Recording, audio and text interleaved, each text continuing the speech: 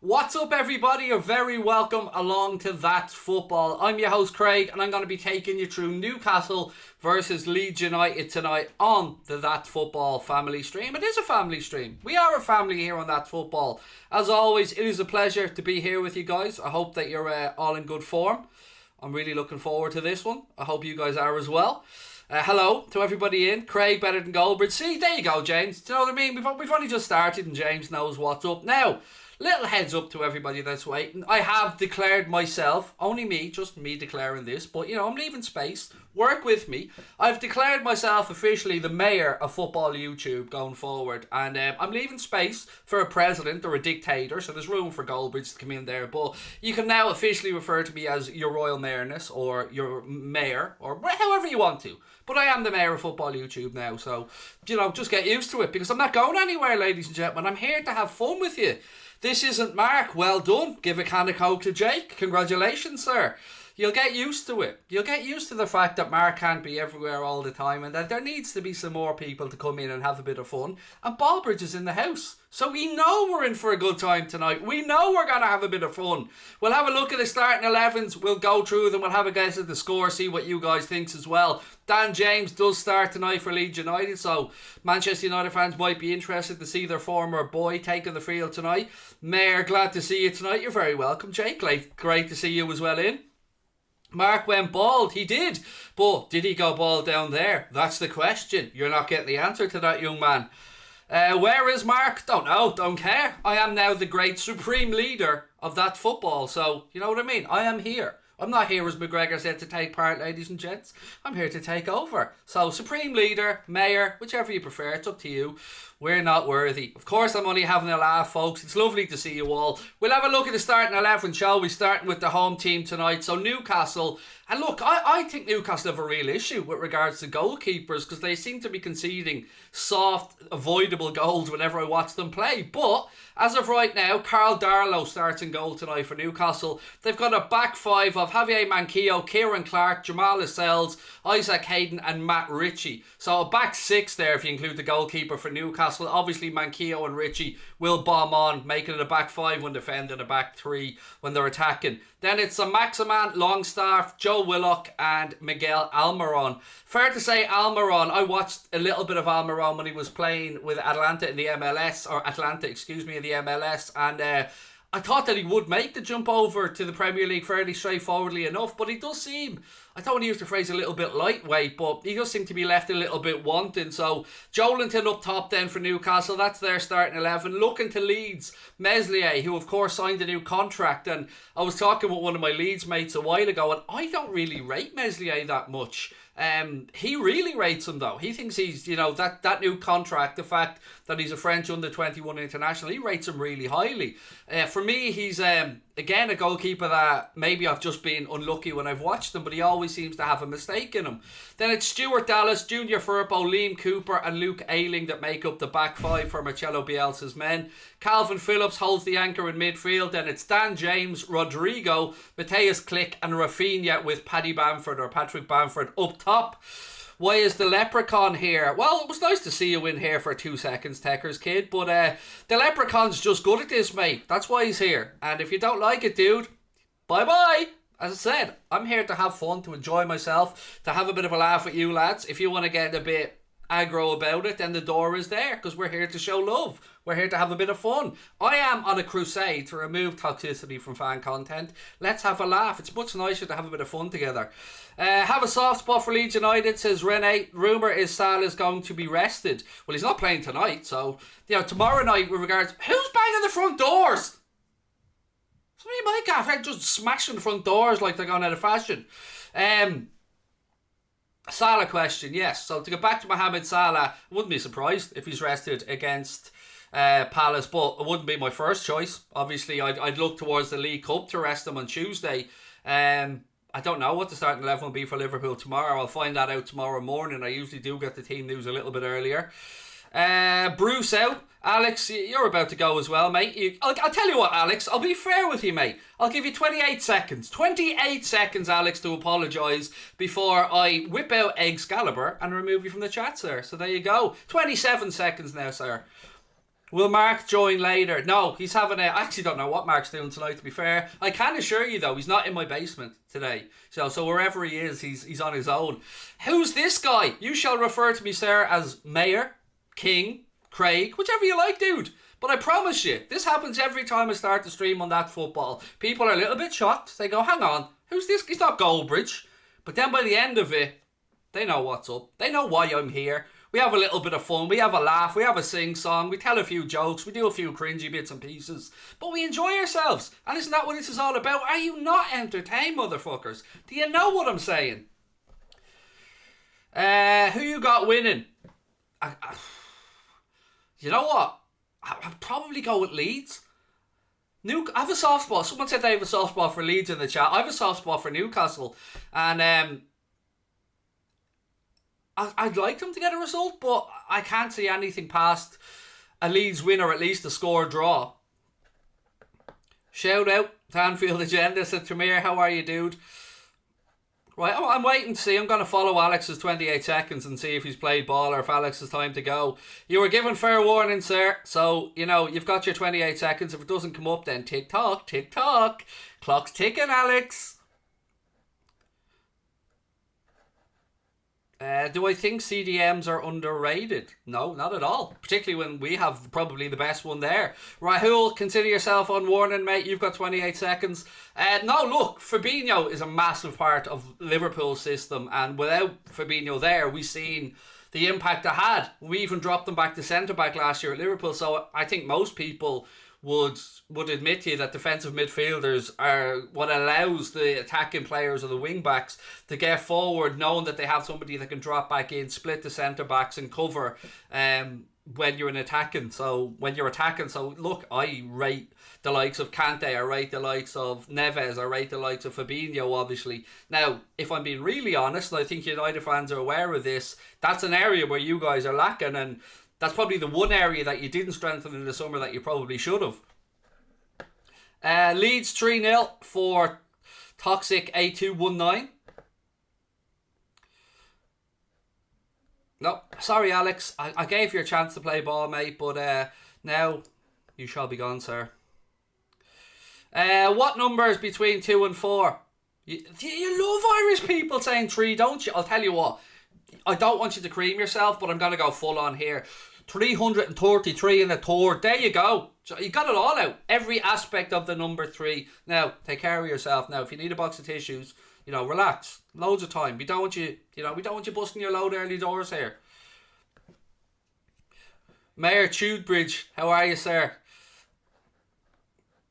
How's your FPL looking? I played my wild card this week, I'll be honest with you. I played my wild card because I was reading a couple of... I'm trying this year. I'm usually awful at FPL. But, I'm in a Creators League with Goldbridge and Togden and Togdad and KSI and Deji and loads of other people. So I'm genuinely trying this year. So I played my wildcard this week after reading the FPL article on the Premier League website about trying to find ways to squeeze in at least 2 of Ronaldo, Salah and Lukaku into my team. So it ended up that I had to play the wild card realistically, or I'd have ended up losing a whole load of points. So it's not looking bad. I mean, happy to share it with you guys and see what you think. But, I'm not great at FPL. I'll be the first one to admit it. Where is my team anyway? Right, points, where are we? Right, so I've got De Gea in goal for my FPL team. Then I've got Cancelo, Trent Alexander-Arnold and Koufal as a back 3.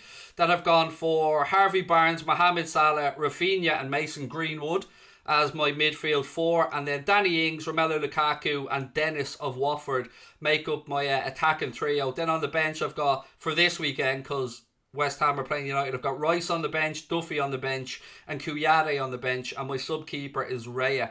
So that's my FPL team. I think it's alright. I'm holding my own there. I think there's 60 something people in the league and I'm about 26, something like that. So mid-table, fighting for the European places. Not too bad. Get a cheaper keeper. I have one. I have a 4.5 million keeper and a 5 million keeper. And I alternate between the two of them depending on who was the harder fixture. So yeah, I had Kasper Schmeichel in for a while, but then I thought, hang on a minute. Let's whip David De Gea in here and spread out the Leicester players a bit more. I like your Adidas sweater. Thank you, Loza. Really appreciate that, my man. Picked it up in Orlando a couple of years ago, actually. Alex, look how sad Alex is. He actually went and created another account just so I could ban him again. Alex, you've made my day, mate. Thank you. The time it took you to create that account, young man, and all it was just one click of the button for me, and you're gone again. It's have another go with it, mate. Third time lucky and all that. Where's Mark? Well, he ain't here, my man. He ain't here. Have I ever been over to Goldbridge's channel on the United Stand? Yes, I have, mate. I've done crossover stuff. I'm a Liverpool fan. When we play United, usually I jump on the United Stand and then he jumps back over here. So onto the Anfield agenda, for some previews and stuff. Previews? Previews, yeah, I'm going with that. Previews. A preview and a review. Preview. Does Klopp talking about rotation come as a surprise because I've always go with the same 11? No, not really, particularly when we've got players like Joe Gomez and Virgil van Dijk that are coming back from serious long-term injuries, and then we've other players like Ibrahima Konate who we have to start rotating into the side, and then obviously we have to take account of the fact that Harvey Elliott's out for a prolonged time with that ankle injury. So no, I expect Jurgen Klopp to do what he's done most of the time he's been at Liverpool, which is really prioritise the Premier League and the Champions League and kind of roll the dice a little bit in the domestic cups. And I'm expecting a massively changed team for the game against Norwich on Tuesday. Alex has gone for his third account. My God. The fun of this. It's brilliant. I don't even need moderators. I'll do it all myself. Who's more embarrassing, Alex or Arsenal? That's a tough one. It's a great question. Ladies and gentlemen, you don't want to know what I have to say on this. Let's pass it over to you guys. Who's more embarrassing, Alex or Arsenal? Hand it over to you guys. Let you have the answer. It is a democracy after all, even though I am the self-declared mayor of football YouTube. It is a democracy, ladies and gentlemen. It's a democracy. You're amazing, mate. Thank you, Ayla. I just want to have fun. I'm maybe a little bit different to the way I go about hosting duties compared to other people. Whoa, even with slow chat on, this chat's flying along. I tell you what, Alex, it's fitty here. It's fitty. You're on the edge, Alex. You and imagine being as bad as Arsenal, Alex. Oh my days, mate. Do you know what? I'll be nice here, Alex. I'll give you an out, fella. I'll say Arsenal.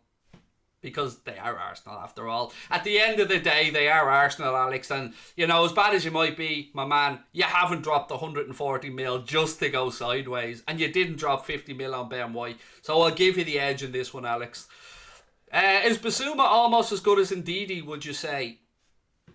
All I can say on that, Dan, is when Gini Wijnaldum left Liverpool, he was probably one of my first options for Liverpool to look at as regards to players that I would have liked to have come in. So Ndidi is a very good CDM, mate, no doubt about it. Picked himself up a red card yesterday for a second yellow, but I think Basuma's a fine footballer. I do, and I don't think he'll be at Brighton probably past the end of this season. I'm surprised somebody didn't take a punt on the guy, because between United needing somebody to kind of play that holding role a bit and Liverpool losing Gini Wijnaldum, I thought one of the two clubs would have went in for him. I do rate Basuma though, I really do. I think he's a fine footballer. He's got all the attributes to just push on and make it at the very top level. David Moyes coming in. David Moyes calling me Butterbean. Well played, mate. I like old school references like that. For anyone that doesn't know, Butterbean was a big fat bald old wrestler. But be careful, Mr. Moisey, because not only will Alex get it, sir, David Moyes could get a bit of Butterbean as well.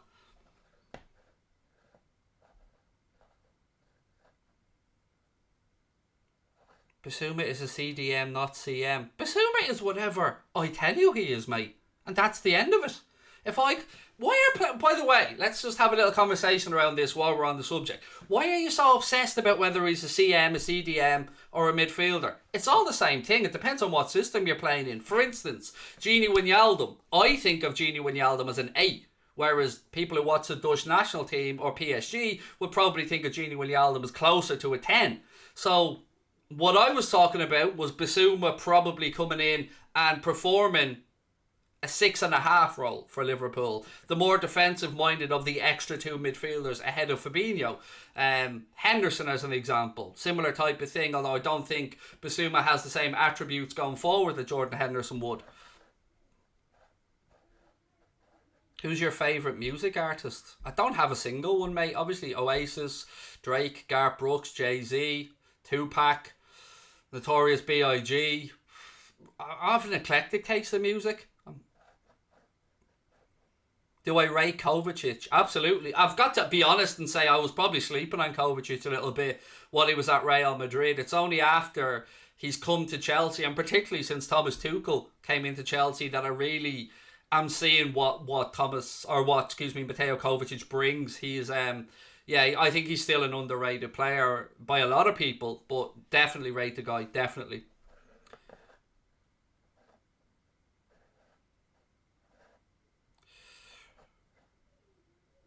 Son or Mane, who's better? I don't do the who's better things, mate. I don't play that game. I just give the same answer all the time, and it's not to be rude to you, dude. That's not what I mean at all. My reasoning is, like, Son is a Spurs player, Mane is a Liverpool player.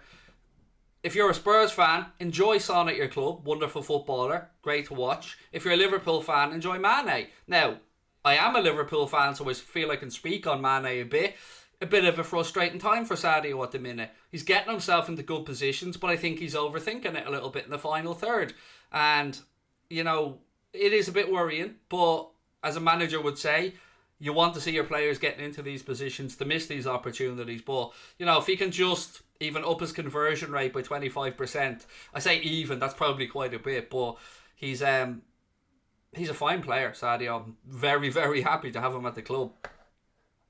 Can I recommend you a takeaway in Dublin? Mate, that's like saying how long is a piece of string. I need more information, Joe. I need to know what part of Dublin you're in. Are you north or are you south? Because I would only really have knowledge of the south side, mate. That's where I grew up. What country do I think has the best food? I'm gonna go a bit. I'll give you a bit of a curveball here. From my travelling, and I've looked, there's a load of countries I haven't visited, but I've visited a few. I would say Turkey, probably for me, tops the list of grub. I've very rarely ever had bad food in Turkey. It's one of my favourite countries to visit for a number of reasons. And food, look at me. Food's defo one of them. And Turkey is right up there. Italy, we went over to Italy for my best mate's wedding, and I love the whole culture of food around Italy. The way it's a family occasion, it's a big sharing plate, everybody takes their time, and it's simple ingredients but really high quality. So yeah, Italy as well. Mohammed, how are you, dude? Welcome in. Italy for me, said Danny. Yeah, Italy do, you know what I mean? It is delicious, mate. It's just simple stuff, just done really, really well. Top 3 favourite films. God, we should be talking about the football, surely, ladies and gentlemen, surely. But while you've asked, top 3 favourite films. Again, gonna throw you a curveball here because there's a little bit of a mix in it. So, it's a bit cheesy, but in number 3, Jerry Maguire. I know, it's a bit cheesy, but I do love it. I do love the comedy aspect to it. I do love the you had me at hello. I do love the show me the money. Number 2, Scarface. Scarface number 2. And number 1 is one that I'm not sure a lot of you guys will be aware of. Some of you may. But for me, I think I'm correct in saying it was Robert De Niro's directorial debut, and A Bronx Tale. It just struck a chord with me. I don't know why, but A Bronx Tale is my favourite film. Actually, do you know what? I'm kicking out Jerry Maguire. I'm going to replace him with Goodfellas. So Goodfellas, Scarface, and A Bronx Tale. They're my top 3. Sorry, Jerry Maguire, but you got to go. The Godfather's up there, but nah, for me, I'm sticking with what I've said. Goodfellas, Scarface, and A Bronx Tale. They're my 3. I'm from Blanchardstown. Love your content, bro. Also, the garden is a lovely Chinese takeaway. There you go. Simon's giving a bit of Blanchardstown information there. Thank you. It's been a while since I've been out to Blanche, mate. Jerry Maguire or Harry Maguire? Yeah, they're view on controversy of what? Of him resigning. I don't know what the hell you're talking about there, my man. A Bronx Tale is so underrated as well. Good shout, terrific. It is. It's a brilliant film. It's about a father who's a bus driver basically, and his son gets drawn in to do little things for the local mafia guy. And I don't want to ruin the story on you, but it's basically a battle between a father trying to keep his son on the right and straight track against going the other way. And there's a few side stories, of course, as well. But it's definitely a movie I'd rate. Oh look, somebody's trying to call me your man from the Goonies. I'll say it because I respect the hustle, boysy. But here we go. Hey you guys! But I don't look like Sloth, mate. I think I'm a little bit better looking than him, if I'm being honest with you, dude. Do I play FPL? Yes, we've already had this discussion. J4C, you're late to the show, mate. You're late to the show. We've had this discussion now. We are 10 minutes away from kick-off tonight, ladies and gents, at St James's Park. So do me a little favour. As you can see, That's Football has hit 530,000 subscribers. Take a second, drop a like on the stream, and if you haven't subscribed, please do so already. I'll be here throughout the season. Mark will be doing some stuff as well. We'll be doing stuff together. You can also catch me over on Anfield Agenda for any of the Liverpool games if you are so inclined. But mainly, hit that subscribe button on here, drop a like on the video, and keep your comments coming in. Casino's a really good watch, Darren, but it's been a while since I've watched it. But isn't Casino 3 hours long, mate? If my memory's correct. I haven't watched it in years. I might actually give that one a view. Bad Boys is good. Bad boys, what you gonna do? What you gonna do when they come for you? Bad boys.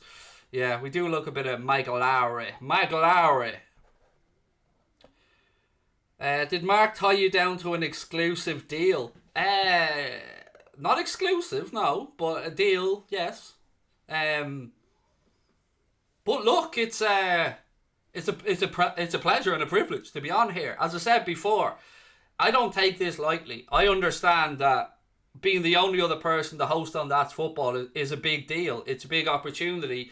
It's something that I'm very proud of getting to this position to do. And I know a lot of people come in and at times are disappointed that they don't see Mark sitting here. But I think and I hope that you guys will get to know my personality a little bit. Understand that I do take the piss quite a bit. But I like to have fun and I like to do things a little bit differently. So I've got a really warm welcome from the audience on That's Football so far. Some of you guys probably remember me doing bits in the Euros. Some of you may never have seen my ugly face before, but I hope you'll get used to me and we'll have a little bit of fun. Are you using Mark's chair? Do you think he shipped it over from England to Ireland just so I could use it? No, it's my own chair. My wife got me one for my 40th, which was on Saturday, so, you know, you can throw the happy birthdays in. I know, I don't look 40, but I was on Saturday and my wife bought me this beautiful chair. Which is really comfortable because the old one was a backbreaker, I won't lie to you. You and Mark work well together, said Darren Spence. Thank you, mate. Yeah, we do. We get on really well. We've similar mindsets on a lot of stuff, but, you know, different personality types.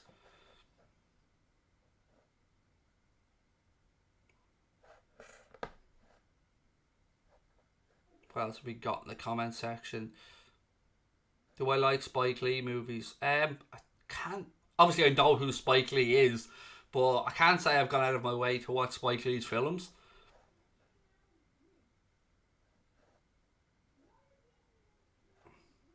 You look good for your age. Thank you, Keane. It's probably because I haven't done a tap, mate. You know what I mean? I haven't done a tap of hard work. No building sites are for this dude. View on Pep's comments on Manchester City fans not feeling the Eddie had. 1 second, folks. Sorry, folks. I think that went off. I think we're back live. My apologies. Yeah, no, sorry. I pressed the wrong button. Sorry. I'm back. I think I'm back. Give me a thumbs up. Back. Yeah, sorry. I hit the wrong button on my stream deck. I tried to mute my microphone and I turned off the stream. Yeah, but we're back. I'd certainly never get annoyed seeing your face on here, mate. You're always class when you're on. Thank you, Joe. Appreciate the super chat. What was I saying? I was talking about Guardiola, wasn't I? And the stuff at Manchester City. look, it's easy to pick the low-hanging fruit and say it's the empty had, but I don't know what it's like for United fans. Obviously, I've never had to buy a ticket to a United game, but I can tell you that getting a ticket to a Liverpool game is extremely difficult, and there will be no way for a Champions League group stage game that you're going to see 13,000 empty seats inside Anfield, even for a game against a club like Leipzig, who, by the way, usually play attractive football, so you're in for a pretty good game. The fans that missed that game missed 9 goals. Now, any of us that buy tickets to go to a game of football, 9 goals is pretty damn good. So, yeah, it's not great. It's not a great look. I understand what the fan groups are talking about. Of course, I understand that football fans have been hit hard, you know, through COVID, and their families have a lot of expenditure. Of course, I understand that size of it. But it leads back into what we've always said. There is a hardcore group of Manchester City fans, those who went down through the divisions with the team and came back up. But this also plays into the fact about the lack of worldwide fan base, the lack of people willing to travel over to go to that game. Because you can bet your bottom dollar that if that was Old Trafford or that was Anfield, people would be coming from Norway, from Ireland, from America, from China, from New Zealand, from wherever to go to that game. Hell, I would fly over on a day's notice if I got a ticket for a Liverpool Champions League game.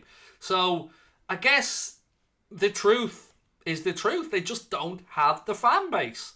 And that's what it is. That's the way I look at it. You can buy players but not fans. It's J4C. That's kind of it, mate. Will you grow a beard? I can't. Honestly, I can't grow a beard. Yeah, I can't grow a beard. I could grow bits of it, but I'd like have patches all over my face. Anyway, look, we are 3 minutes away from kickoff, so let's run through the starting 11s one more time for those who've come in a little bit late. For Newcastle, it's Darlow, Manquillo, Clark, Lascelles, Hayden and Ritchie that make up the defence. Then it's a Maximan, Sean Longstaff I should say, Willock and Almiron that make up the midfield with Joelinton up top. For Leeds, it's Meslier, Stuart Dallas, Luke Ayling, Cooper, Junior Firpo and Calvin Phillips making up the kind of defensive triangle there with Phillips in the holding role. Then it's Dan James who gets a star for Leeds today, Rodrigo, Mateus Click, Rafinha and Patrick Bamford up top. Let me know your score predictions, ladies and gentlemen, in the chat. I think Leeds will win this one. I'm going to go 2-1. 2-1. Actually, I didn't send my predictions to Goldbridge for the week. I better send them this before they start.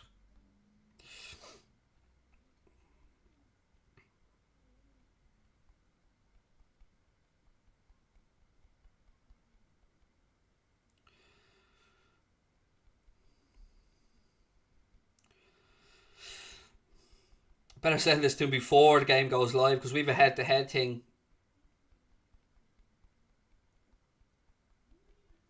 There we go. Sent before the game kicks off. So I've done my part because we have a head-to-head thing. And there's going to be a belt. Oh, yes, there's going to be a belt for the winner. He wanted trophy. No. There's going to be a belt for the winner. So, yeah, me and Goldbridge going head-to-head in a little competition of predictions throughout the season.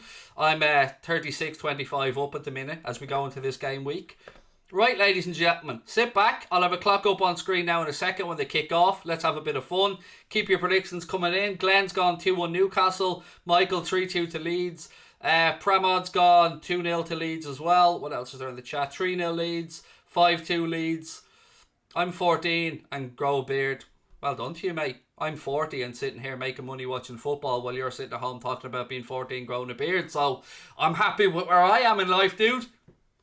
2-1 Leeds, 5-2 Leeds, 3-3. Interesting. Right, let's get it ready. Leeds going to be playing from left to right in the first half in their chain strip of light blue. Newcastle obviously in their famous black and white home strip. Don't be putting a 0-0 in, dude. We can't be having 0-0s, Ryan. We don't be jinxing us with 0-0s. We want goals, mate. Gurav as well. None of your 0-0 stuff. Craig doesn't do 0-0s. The Mayor of Football YouTube can't be overseeing 0-0s, dude. Right, we're underway. Clock's up on screen. Leeds early possession. Ball goes back and they're going to play it out from the back. Kits are clashing a bit. The blue's alright. It's not too bad. The white would have clashed. But yeah, it is a weird shade, this Leeds kit, isn't it? Anyway, early doors. Leeds spread the ball out left-hand side. Is it over a hit? Yes, it goes out. Manquillo sees it out, goes for a Newcastle throw. It looks like Manquillo has injured himself a little bit, crashing into the advertising boards around the edge of the pitch.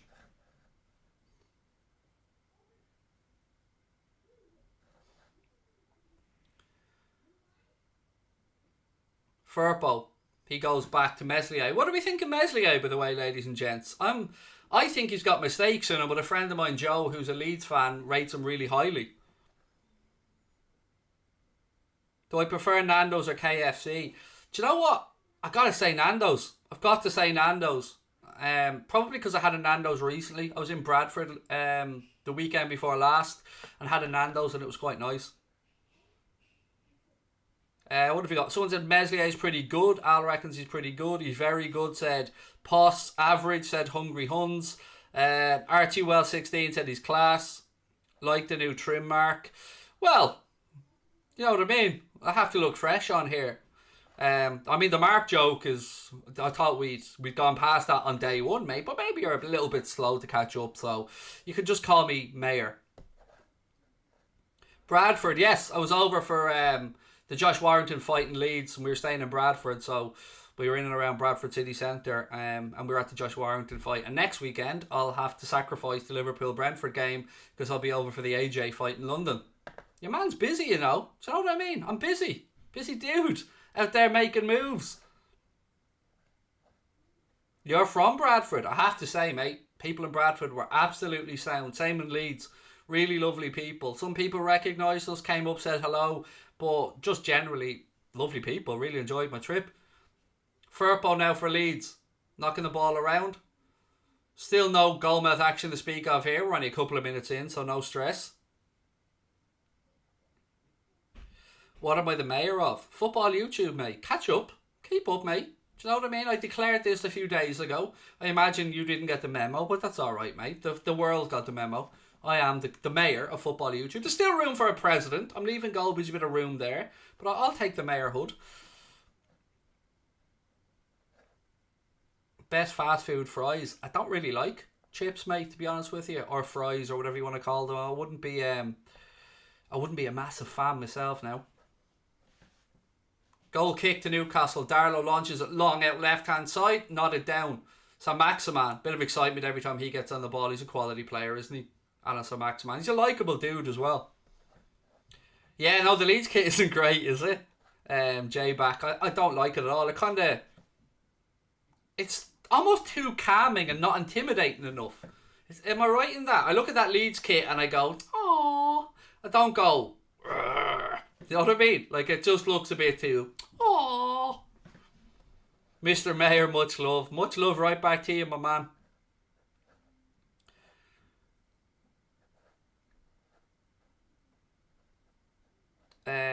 What do I rate the Juventus kit? I usually like Juventus kits, you know. I usually like them over the years, but I think kits this year some of them have been awful. Like some of the templates, like that Puma third kit stuff. Have you seen this?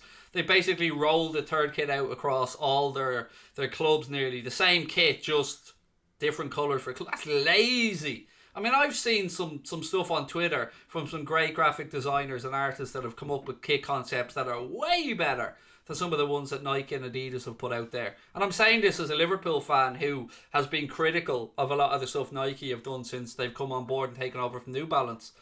Everything about City feels hollow and meaningless, said Govand. And any betting advice for the weekend, Ballbridge? I've been good, you know, man. I know a lot of people that watch Anfield Agenda and stuff would have known that I like a punt and usually talk about it, but I've been quite good. I've been safe and I haven't put a bet on in a couple of months now, man. So yeah, I don't want to give you any betting advice, dude, because you know, I like to leave, it's a personal thing, each to their own on that. Some people like it, some people don't, but no, I won't give you any advice, mate, because I don't want to tell people what to do. So, you know, have fun, but be careful and be responsible. Ayling's playing, isn't he? Let me have a look at the lineup here. Yeah, Ayling is playing. He's alongside Cooper at centre back, Firpo left back, Dallas right back. McDonald's kit, yeah, it's horrendous, isn't it? Like, I can see what they were trying to do with it, obviously. Newcastle have a free kick here just inside the Leeds half right hand side. I could see what they were trying to do with the third Liverpool kit. Like, they were trying to make the collar and the cuffs symbolic of the checkered flags that were on the cop back in the 70s and so on. But for me, it's just a massive miss.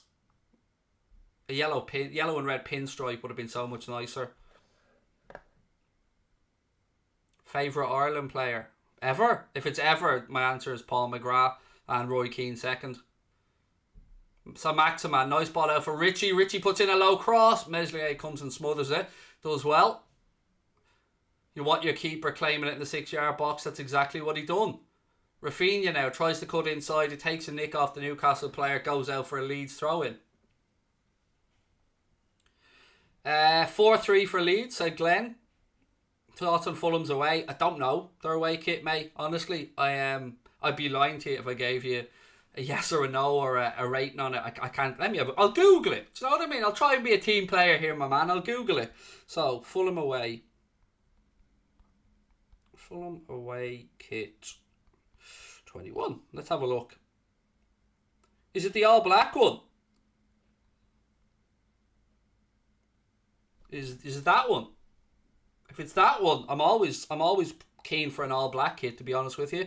Big fan of black. Obviously, look, you know, when you're chunky like me, black helps to slim. What's your opinion on Gavin Banzunu? He is sensational. Now, the downside of this, for those that aren't aware, Gavin Banzunu is the keeper that's been playing for the Republic of Ireland, taking over the mantle, and you know, it was him and Caoimhín Kelleher. Who was it going to be? Banzunu has taken his chance and taken it magnificently. But the unfortunate side is, although he's on loan at Portsmouth, he's a Man City player. So I don't like the idea of Man City having that good a young keeper coming through. Although Caoimhín Kelleher is a fine young goalkeeper as well. Is Pogba going to leave? I don't know, man. I also, without being rude, I don't know how United fans aren't sick of Pogba's antics at the club. Genuinely, like, there's no doubt in his ability as a footballer. If you can get him a little bit further forward, he impacts the game much more. I don't need to tell you guys that. You're well aware of it. But free kick here to Leeds, by the way. Matt Ritchie with a hand in the face of Rafinha. But I seen something today that I think Mino Raiola came out and said it's possible that he could end up at Juventus again. We know what it is. You know what it is. He's just angling to try and get the best deal he can for Pogba at the minute.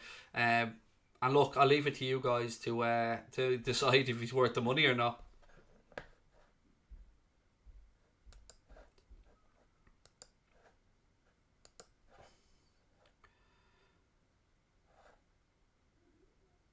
You hate Daddy Longlegs. Okay, Matt, fair play. I'm the Daddy Longlegs killer in this house. I'm the one that has to go in and perform that operation, mate, when in this gaff. Rafinha still getting some attention here for the poke in the eye that he received from Matt Ritchie. That can be a stinger, can't they? I think we've all probably poked ourselves in the eye or been poked in the eye at some point, and it can take a while to get over. Where do I think Declan Rice will end up? Chelsea. Yeah, I think he'll end up at Chelsea. Leeds going down here. Rodrigo looks soft to me. I mean, it looked like a little collision and he went down trying to make the most of it. Mike Dean's not having any of it, but of course VAR will have a little look at it. Well, firstly, it was outside the box anyway. It looked like the collision happened right on the edge of the box, but we are back under play, so nothing to worry about on that one. And Leeds have wasted the opportunity. Matt Ritchie clears it for Newcastle. Kenny in or Kenny out for Ireland? I would say in, mate, because look, the chances of qualifying for the World Cup are gone. I think we'll all agree on that one. But we'll also agree that there's massive problems in the FAI. And I'd give Kenny the campaign, see how he gets on. I think midfielders know to stay away from United at the moment, said Genie. It's... look, I'm obviously not as well placed as Goldbridge will be to talk about United, but I, like anybody else from the outside, do kind of wonder what the hell the situation is with Donny van de Beek, because, you know, he's a decent midfielder, but for whatever reason it seems Solskjaer doesn't fancy him in the team, and Look, I have to say I'm a little bit happy United didn't end up with a defensive midfielder, because in a window where United got Ronaldo, Jadon Sancho and Rafael Varane, if they had got a central defensive midfielder, genuinely would have really, really, really thought that they could push for the title. Now, as it is, I think Liverpool, United, Chelsea and City can all make a claim for the title, but I think Liverpool and Manchester United probably need a little bit more luck on our sides with injuries and stuff. Whereas I think City and Chelsea just have... Chelsea's squad is ridiculous, to be fair. But from what I've read and from what I've been told from people who have much closer ties to Declan Rice than me, Chelsea would probably be the favourites to sign him. I mean, I know that they thought they were going to get him this summer, some of the Chelsea fans. And look, they'd spent a lot of money on Romelu Lukaku and stuff, and it didn't happen. But he's a fine footballer, Rice. I have that Irish thing, obviously, about Declan Rice, but I won't deny his quality. He scored again last night in the Europa League, first time in the Europa League. Captain of West Ham, scored the second goal in their 2-0 victory. Rodrigo pulls it back. First strike on goal from Rafinha. Again, he's squinting like he's got another poke in the eye or something. Ball breaks to Rodrigo. He bursts into the penalty area, pulls it back towards the penalty spot. Rafinha comes sliding in. It was behind Patrick Bamford. Rafinha comes sliding in with a late run, and it just trickles through to Darlow. But yeah, kind of first half chance of the game here after almost 12 minutes. What do I rate the Irish guy from HITC Sport? Michael. Yeah, Michael's a nice guy. I've done a few videos with Michael Ramsey. He's I've always had fun when I've chatted with him. He's a very upbeat dude who... I like anybody who's fun and has a laugh. And Michael, from any dealings I've had with him, seems like a really nice dude. Newcastle trying to find something going forward here, but Leeds are just smothering them. And again, Leeds have won the ball back. This time it's with Junior Firpo. Firpo back inside to Calvin Phillips.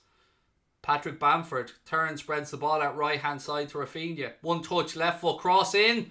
It's in! It's in! Rafinha has the goal. Beautiful dummy. I tell you what, that was a good goal from Leeds. Came from them winning the ball back inside Newcastle's half. Then they work it across the pitch. Rafinha takes one touch, puts that ball right into the corridor of danger, right bouncing on the 6-yard box. Goalkeeper, what's he going to do? There's a Leeds player following it in, but he dummies it. He steps over it. The bounce catches out the goalkeeper, and it is 1-0 to Leeds. And Rafinha gets the goal from quite a distance out. Yep, it was a beautiful dummy. The dummy's what threw the keeper. Fair play.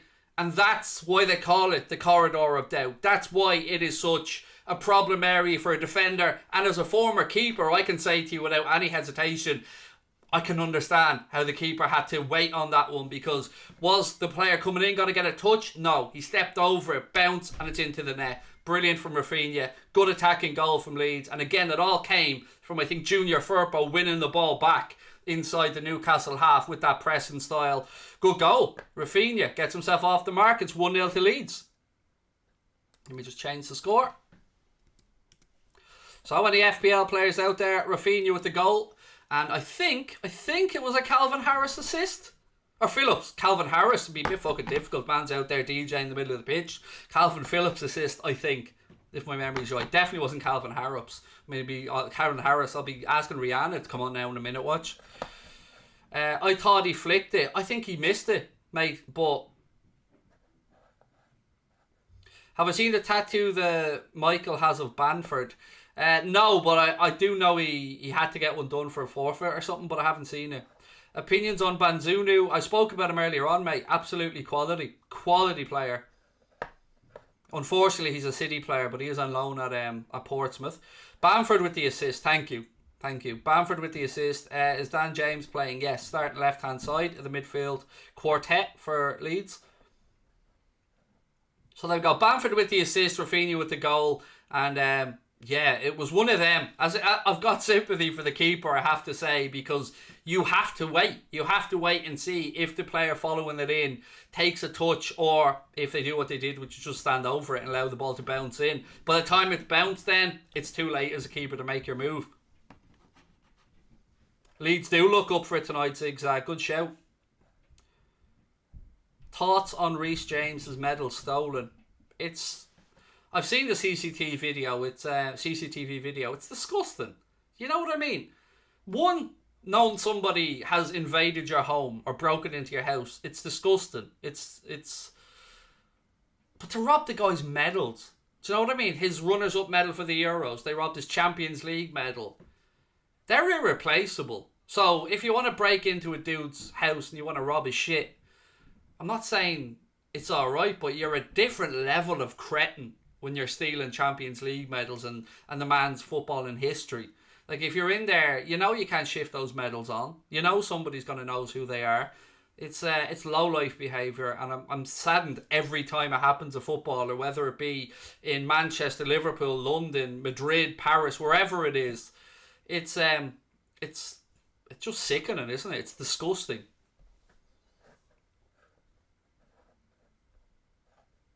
How many tattoos do I have? I don't know, mate. I lost count. I've got a sleeve on this one. Oh, where is it? Sleeve on here, full sleeve, and then a half sleeve on this arm, and then some on my legs. I don't know. I don't count them.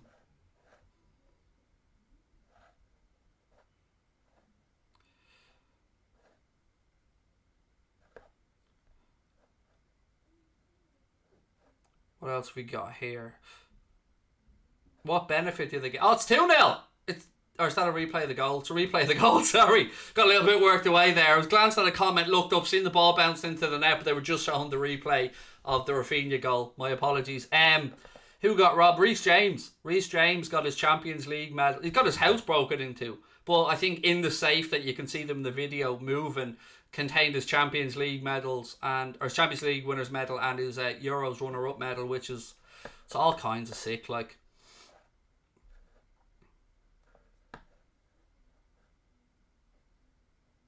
Do I have a sleeve on the leg? No, mate. Just single tattoos. Tattoo bridge. Take that as well, mate. Whatever. We call me Mayor. Mayor Tattoo Bridge. Don't forget the mayor part. That's really important. I am the self-confessed mayor of football YouTube. Don't forget. Have they been found? Not that I'm aware of, Frank. Now, obviously, the information has been circulated. The video footage and stuff, and I hope Reece James gets them back. I really do.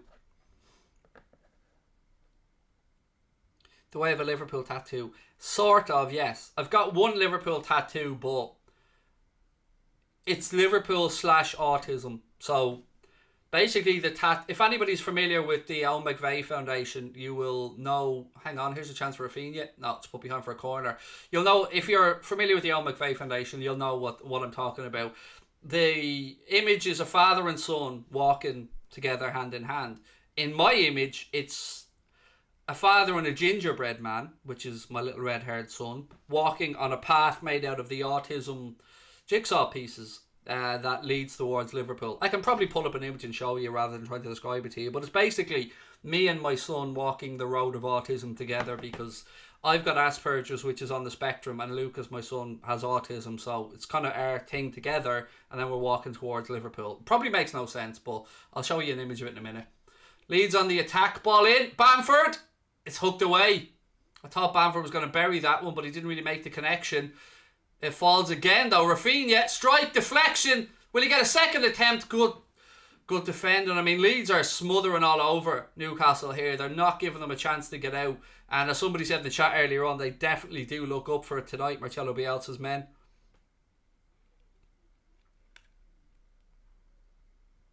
I'm going to try and find the picture of a tattoo. I think I have one somewhere of it. It's just my little thing for me and my son, really.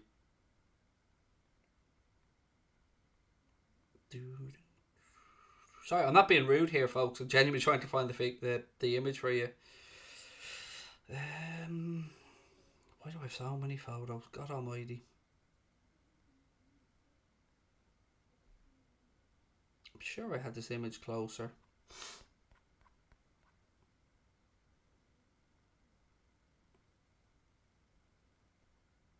Yes, I do have it. There you go.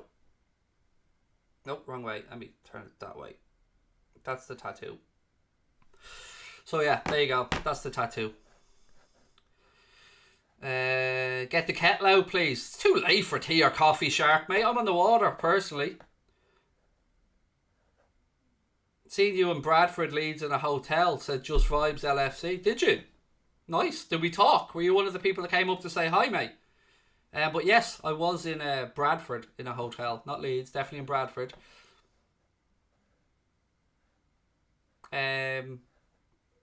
TTV Spectre, I'm not even going to... You're getting timed out for that, mate. You're only trying to do one thing there, and that's be an asshole. So you're getting timed out for that comment. Even though it wasn't aimed at me, you're still getting timed out for it.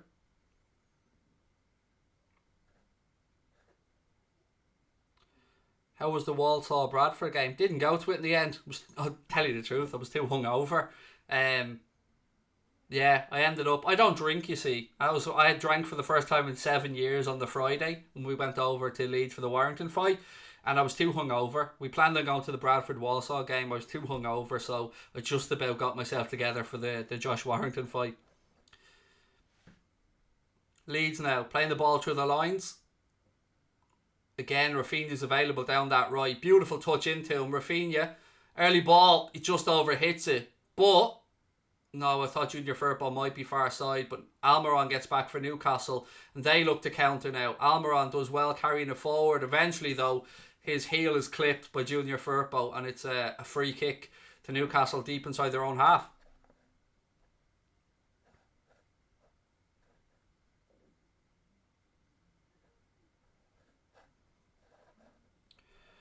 Joshua isn't tomorrow, mate. It's the week after. I know this because I'm going to the fight. It's next week, next Saturday, mate. I've got tickets to that. Myself and Connor are heading over for Joshua Usyk. Should be a good fight. Tickets are a pain in the backside to get, though. Newcastle with a chance. Good defending by Leeds. Snuffs it out.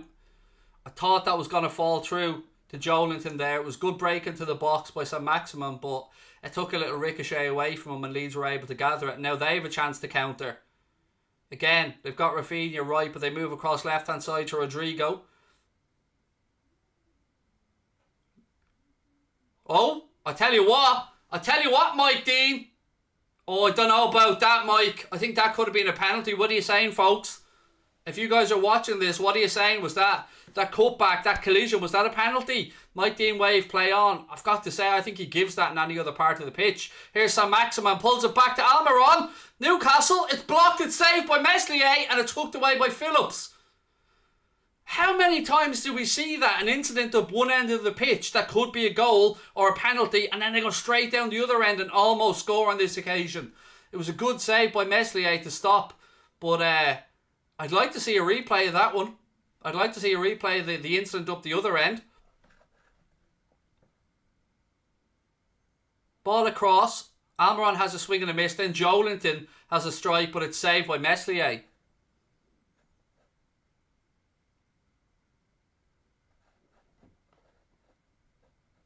Am I vaccinated? Yes. Mate, I'm vaccinated since July or June. Double vaccinated. As is my wife, as is my daughter. My son's too young. 23 minutes on the clock. Still Newcastle 0, Leeds 1. And I have to say, I'm a bit surprised that they didn't have a look at the incident. I thought that there was a collision there that could have well been a penalty, to be fair.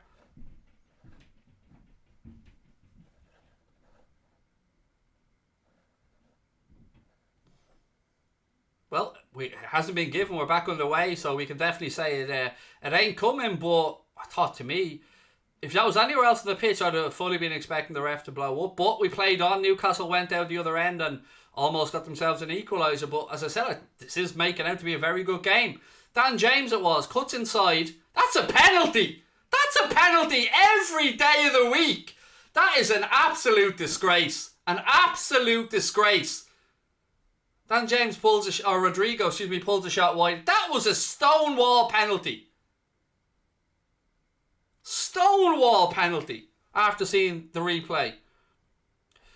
Super chat from Paul said, can you laugh at my brother Keelan, who's a United fan, after the Young Boys result? It would make my day. He's annoying me. I'm not going to laugh at your brother, dude. I mean, did I laugh at the result? Of course I did. But I'm not going to laugh at your bro.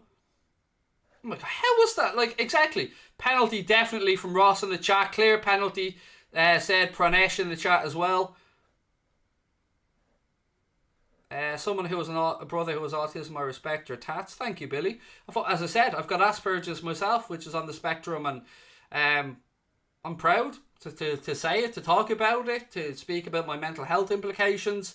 You know, it doesn't stop me from doing that, and it's not going to stop my son from kicking ass in life, because he's got a whole array of talents and stuff that he's super at. So, yeah, much love to your bro as well, dude. Penalty from user 1878 as well in the chat. Definite penalty, clear penalty. Good. I'm glad. I thought in real time it was, but then when I seen the replay, I don't for the life of me understand how VAR have not intervened there and given a penalty to Leeds, because it looked stone wall to me.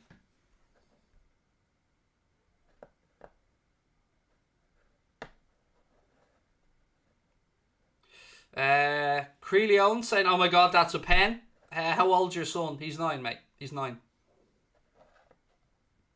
Sweezy says he doesn't think it was a penalty.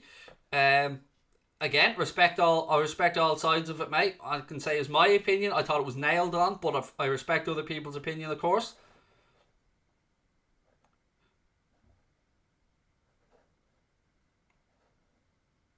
VAR, bad job. Should be ashamed. I agree. I mean, how...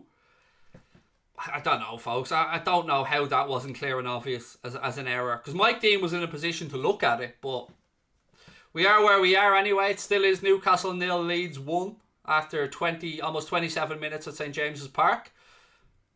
Game is it's been a lively one. Newcastle now working out left side. Richie's available further left if they need him. They give it to him. Leeds have bodies back, and Newcastle are forced to retreat and go backwards. Oh, found a bit of space now. Ball inside. No, Leeds have snuffed out the danger. That's a foul, but no penalty. Yeah, that doesn't add up, mate. It can't be a foul in the penalty area and not a penalty. If it's a foul, it's a penalty. The rules don't exist. There's no different tolerances of contact. A foul is a foul, no matter where it takes place on the pitch. So if you're saying it's a foul, it can't not be a penalty.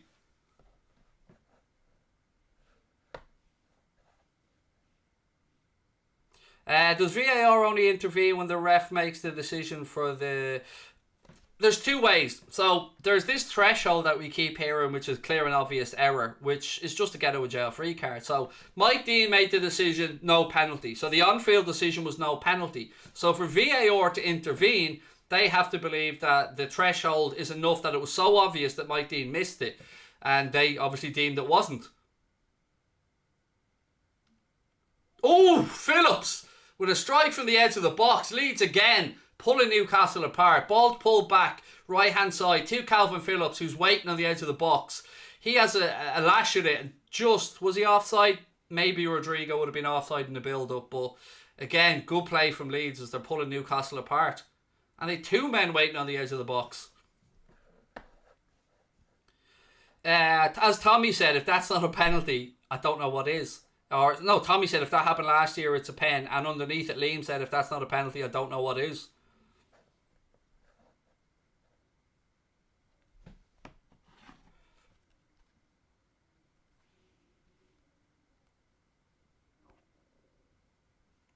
Rafinha, and the assist was Patrick Bamford. Just somebody asked on the assist there. It was Patrick Bamford with the assist.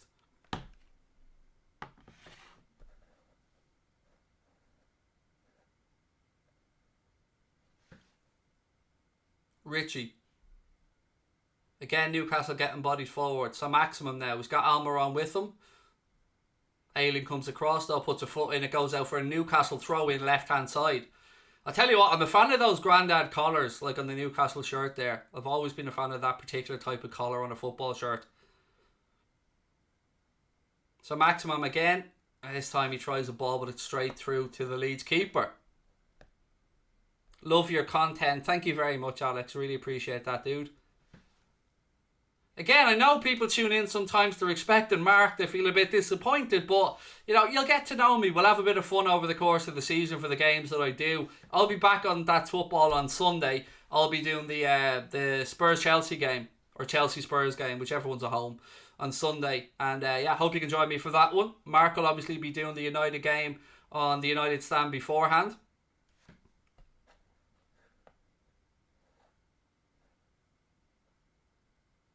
Hope your day is going well. Thank you, Connor. It is, man. I hope yours is as well. I hope you've got a good weekend ahead, everybody. Whatever you have planned, I hope it's a good one. Longstaff works the ball out right hand side. Say Maximan.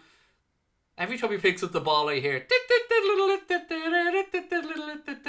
and Adama Traore, because I like the direct running nature of both of the guys. I suppose with Dan James, you guys have them meep meep, but yeah, I have my Adama and my Sam Maximan. Stay positive, fam. Love from Ethiopia. Right back to you, my man. And again, whatever you guys have planned for the weekend, it's I hope you've got a good one. Do I call Mark his real name or not? Do you know, genuinely I'm mixed between the two. Sometimes I find myself calling him Brent. Sometimes I find myself calling him Mark. Sometimes I just call him Pal. It depends, genuinely. And I know I should be calling him Brent when I'm talking to him off camera or when I'm messaging him, but it's hard not to, because you're programmed to think Mark Goldbridge. Will Liverpool sign Phillips in January? No. Will they potentially sign him as a Henderson replacement? Maybe. Long term. I mean, I think it's certainly be looked at as a long term successor to Jordan Henderson, but I don't think it would be January. No, not at all. Now, Almiron, as for Newcastle, as they have a chance to counter, so Maximin to his right, he gives it to him, carries on his run. So Maximin ball inside is cut out by Ayling. You've seen that coming a mile away. He plays it into Rodrigo now. He turns, good bit of footwork from him. Good challenge on him though. Newcastle have it back and they again have a chance. This is a really entertaining game. Another good sliding tackle. This time Ayling wins it back. Newcastle now have it back again. It's a proper seesaw battle, this one. This time Maximin has his ankles clipped and Mike Dean gives a free kick. Thoughts on the Milan game? I thought we should have been a lot more comfortable than we were, Joshua, but what a strike from Jordan Henderson to get the 3 points in that Champions League group and get us off to a good start. But I thought we should have dealt with AC Milan a lot easier than we did. But, you know, got to give credit to Milan as well. But, yeah, thankful we got the win because I thought we were the better team. Would I take Bielsa if Klopp left? No. And let me tell you why. Because of his insistence on a 1 year rolling contract. And I love Marcelo Bielsa's style of football. And most modern managers will tell you he has had somewhat of an influence on their careers. But no, I don't like this 1 year rolling contract thing that he has.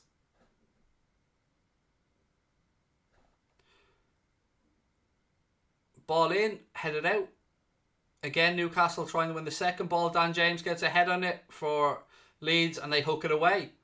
How is working with Mark as a Liverpool fan? Somebody asked. It's fine, man. See, it's absolutely fine. We're rivals of clubs, but of course, there's a respect there between Liverpool fans and United fans. As much as, you know, when we're playing each other, we don't want each other to do well. At least there is that respect. Oh, chance, deflection. Oh, click with the strike, but it's saved. It's saved. Good work. The deflection, again, he was definitely onside here, I think. Yeah, I think so. Rafinha pulls it back to click. He has a strike, it deflects, but in fairness, Darlow did well to get down and get two hands on it. Yeah, look, there's always that rivalry. He'll never want Liverpool to do well. I'll never want United to do well. But I think part of the reason why I'm on here and part of the reason why we do what we do together is that there doesn't have to be so much toxicity in fan content or in fan football. And I think... Oh! Newcastle just hit the post. Richie with an early strike and it comes back off the inside of the post. Almiron tees it up to him. Takes a little nick, I think, which pulls it away from Meslier, but it comes out off the inside of the post. I think it took a little nick off Ayling on the way through and it goes behind. It'll be a Newcastle corner. Yeah, I just think there's too much toxicity in fan content. There's no need for it. We can be banterful, we can have a laugh, but be respectful at the same time.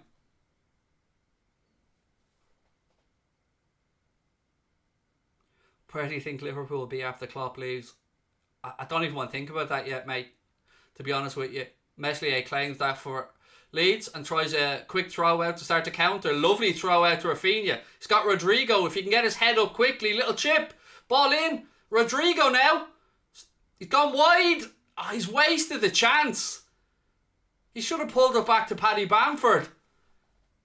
Lovely goalkeeping here by Meslier. A beautiful throw out right hand side to Rafinha. He cuts back in, plays the right ball, hit it there, or if you take the touch, look for Bamford. Rodrigo absolutely wasted that opportunity. Wrong decision. Terrible decision making. Beautiful counter attack from Leeds, but and again, Rodrigo just took too much out of it. Should have either taken the shot first time or tried to pull it back to Patrick Bamford. Awful first touch, I agree, Ross. Shocking.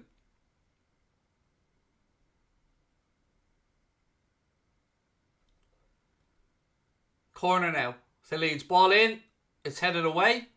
Second ball breaks. Almiron gets the touch first. Junior Firpo's back there to mop up the danger for Leeds though, and he goes all the way back to his goalkeeper.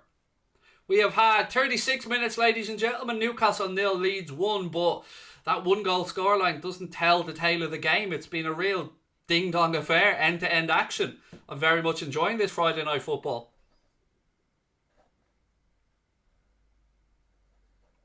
Can I give an honest opinion on Rashford versus Sterling? I said it time and time again, and you probably get sick of me saying it, but I don't like to compare footballers. I don't see what benefit there is in it. At the end of the day, no matter what I say or don't say, Rashford is still going to be a United player that United fans like and appreciate, and Sterling is still going to be a City player. So what I'll say is they're both very good footballers. But, you know, I don't need... It's just... enjoy them or banter them or whatever it is you want to do. I just don't see, you know, what the joy of comparing them is.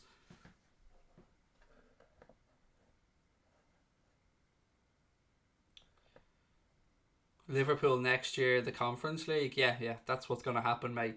Because we managed to get into the Champions League with no defence, but you think when we've got our full team back that we'll somehow end up in the Spurs Cup?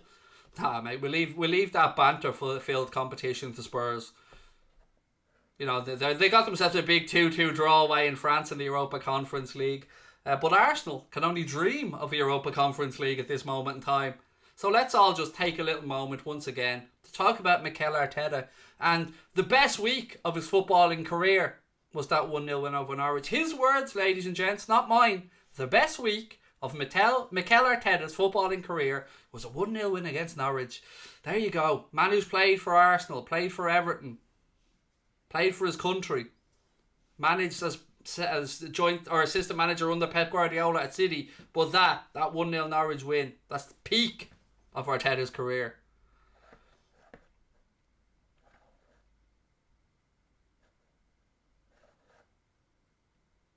Most underrated Liverpool player ever. Oh, God, I don't know about ever, mate. I can only give you in my lifetime or what I've witnessed. Ball in. Probably Rob Jones or Steve Finnan would probably be the ones that will come to mind. For the longest time, I would have said Jordan Henderson, but finally the world is starting to wake up to what Jordan Henderson offers to a team and to a game. But yeah, I'd probably say Rob Jones, or whose career was cut short with injury, or Steve Finnan, who, like Dennis Irwin at Manchester United at the time, just went about his business. Good, solid, steady performances week after week. Risa was very underrated. I'm not somebody who rated John Arne Riise that highly. My memories of John Arne Riise is him trying 10 shots a game from distance, and one every 257 would come off, but being very frustrated a lot of the time with him. That's my memories of Riise.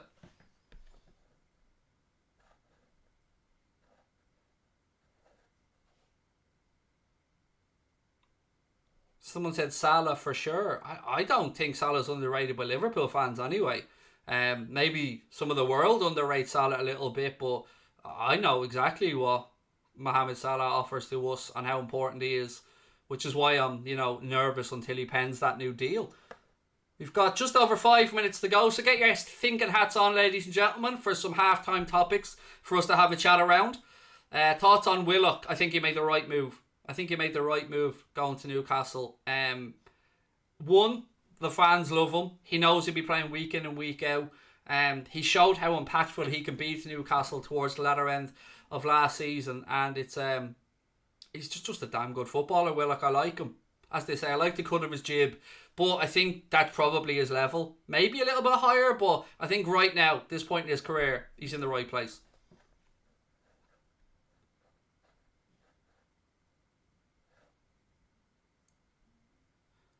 Ball goes all the way through for a Newcastle goal kick. Phil Babb. Every time I think of Phil Babb, all I can think of is him sliding into the post and, afterwards, because, the family crown jewels. If you haven't seen it, it hurts. Even looking at it hurts.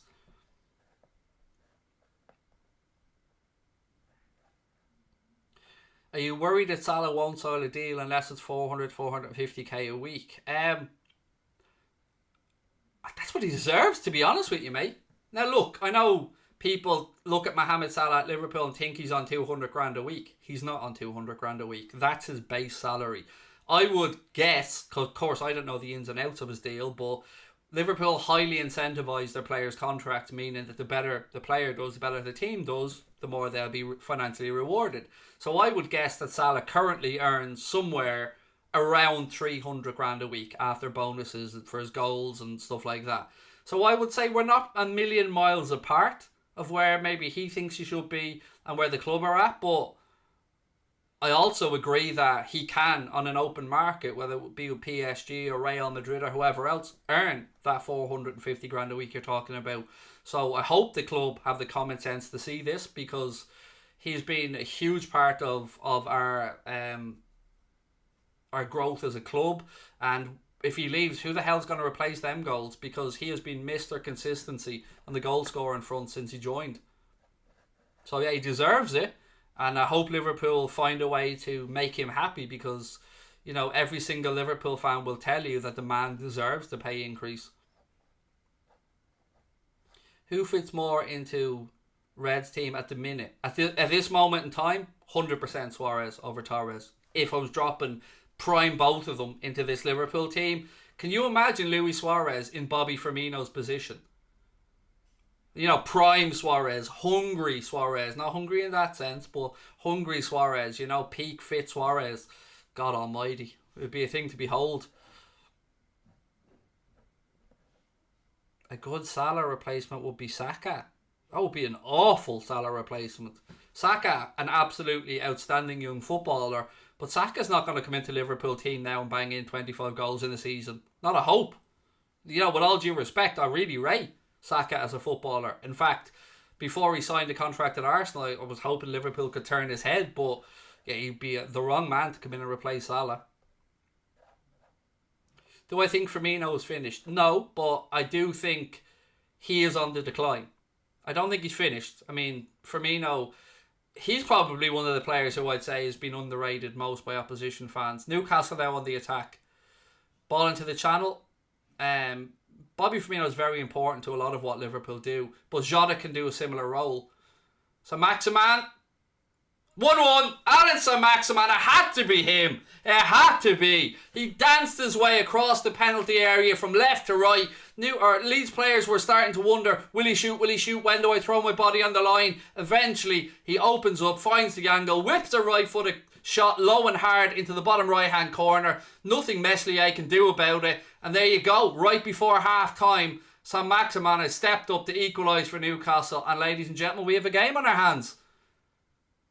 That's the quality of the lad, isn't it? Now look, I said to you guys earlier on that I think Meslier is overrated and has a mistake. Look at his positioning. I'm a former keeper. Look at his position. He's far too far left. He hasn't got the time then to adjust his footing. Now, Saint-Maximin surprised him with the early shot in the way that he turned very quickly. But look at it. Look, he's giving him too much. He's giving him too much of that right-hand side. But don't take anything away from Saint-Maximin. Very good finish for him, and it's 1-1, ladies and gents. But if that's my goalkeeper, I'm not happy with his footwork. He seemed to have been ball watching as Saint-Maximin goes along and over adjusted. Now, are they looking at something here? What's Mike Dean? What's taking so long? I think they're looking at something. I don't know what they could be looking at. It's goal given anyway. We've got 1 minute of additional, 3 minutes. Sorry, I thought they showed 1. 3 minutes, my apologies. 3 minutes of additional time at the end of the first half.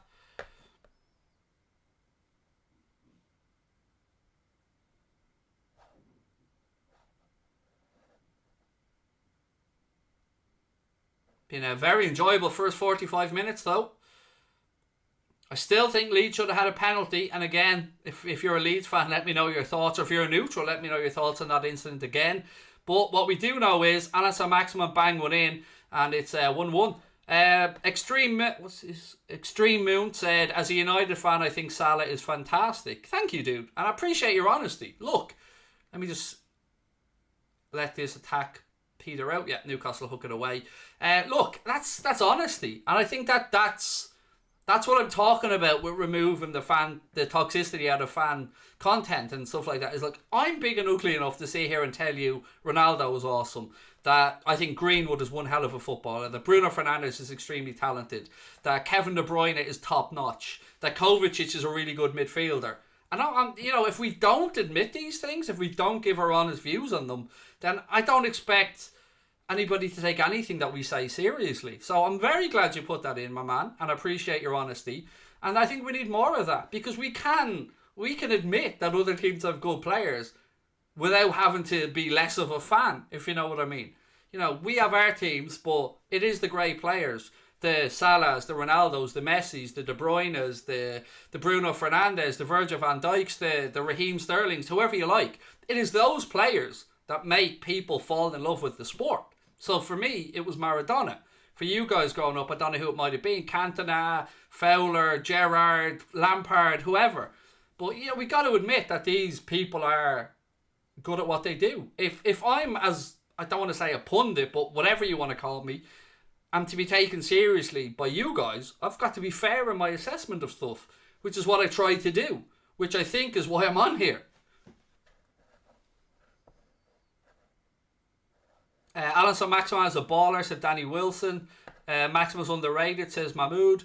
I don't think he's that underrated, dude. I think people are aware of his quality.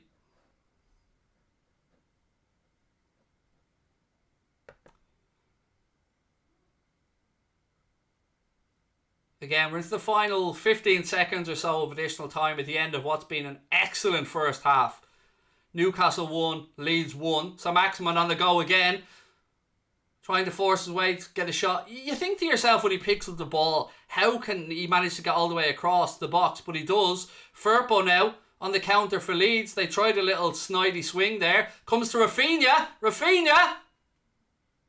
Oh, he's made a mess of it. Good save by the keeper, but why did he take so long? Another chance here. Dan James, he's made a mess of it. Rodrigo, he's played it. They've shit the bed. They've absolutely shit the bed. I don't know what else to say. Rafinha, he had all day. Took a few touches, little over loop, under and all that jazz. Then he had a shot blocked. Then he managed to regain the ball, plays it across to Dan James. He has one touch, a little bit of a bad touch. Then he swings the foot at it, it's blocked. It drops to Rodrigo, 6-7 yards out on his left foot. Goal at his mercy, and he lashes it high into the Newcastle United stands, and it is 1-1 as we go into half time, ladies and gentlemen. Oh my days. If somebody missed those chances at like schoolboy level, you'd be going, how? But professional footballer after professional footballer missed. And what Rafinha had all day. How we're going in at 1-1, I don't know. But it is 1-1, ladies and gentlemen. Half time at St James's Park. Newcastle 1. Leeds United 1. Amazingly. Why did Rafinha take so long? Why didn't he volley it? I know. I'm sitting here going, you what now? You who now? It was Firpo. Sorry. It was Firpo with the volley. My apologies. So yeah, Rafinha had the first opportunity. He seemed to take all day. Will I go left? Will I go right? Have another little touch. What's for tea? No, all that kind of jazz. So his shot was, I think, very well saved by Darlow. Then it comes back. He regains the ball, rolls it across to Dan James. Dan James takes one touch, kind of goes a little bit behind him, adjusts it a bit, tries a side foot. It's blocked. It then falls to Junior Firpo. I thought it was Rodrigo. Apologies, it was Junior Firpo. And he swings a boot at it. and it blares over and it goes high, high, high into the stand. That is mental. But yeah, how they missed that, I don't know.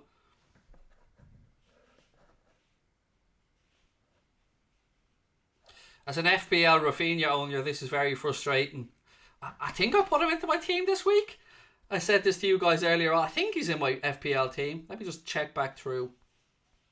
Yeah, he is. But oh no, I didn't have him. I thought I had some Maximan. I don't. Yeah, it is frustrating as a Rafinha FPL owner, but he did get a goal, so that is important to point out. We have got a goal from Rafinha.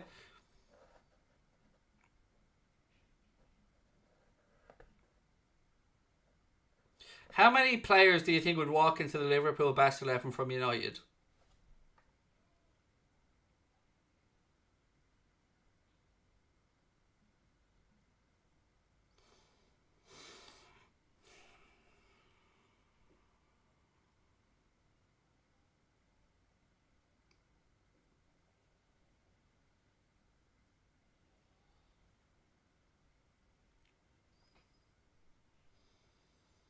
Three?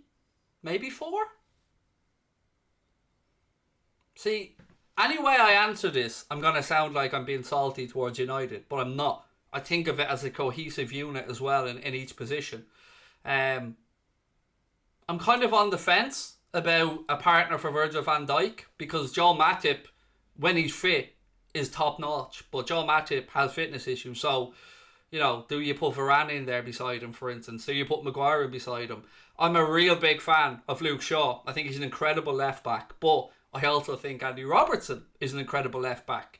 Trent Alexander-Arnold versus Aaron Wan-Bissaka. To me, I'm taking Trent. Aaron Wan-Bissaka has some great defensive qualities, don't get me wrong, but for me, I'm having Trent. Moving into midfield, that's where I start to think, okay, Bruno Fernandes, he's in there. You give me a firing on all cylinders, Paul Pogba, I'm probably sticking him in there as well, with Fabinho in behind as the holding player. So Fabinho, Bruno Fernandes, Paul Pogba, probably be the midfield I'll be looking at. And then up top, I honestly don't know what to do about Ronaldo in this scenario because I'm not ignorant enough to sit here and think that Ronaldo wouldn't score a load of goals. Of course he would. But I also don't know, and I'm fairly certain that Klopp wouldn't let him not do the work that needed to be done with regard to tracking back and stuff. So I'm a bit on that one. But, this might surprise you, but who I would have? I'd have Greenwood. I do like Greenwood. Now, I'd swap them. I'd have Salah right. I'd put Greenwood on the left. But, yeah, that'd probably be it. And then through the centre,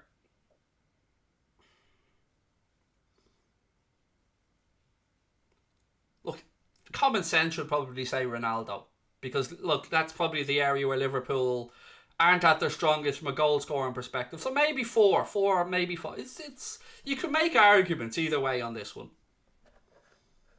But let me know. It's a good question. I mean, we've got 15 minutes to kill at half time. I know a lot of bigging up on Sancho here, but genuinely, like I'm trying to give a fair, balanced assessment here.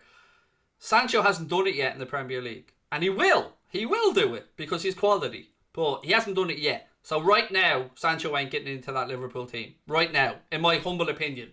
But I would put Greenwood in there because I think Greenwood is exceptional, if I'm being honest with you. I really, really do rate Greenwood. Do I think Trent would be good in midfield? No. I've always been against that idea.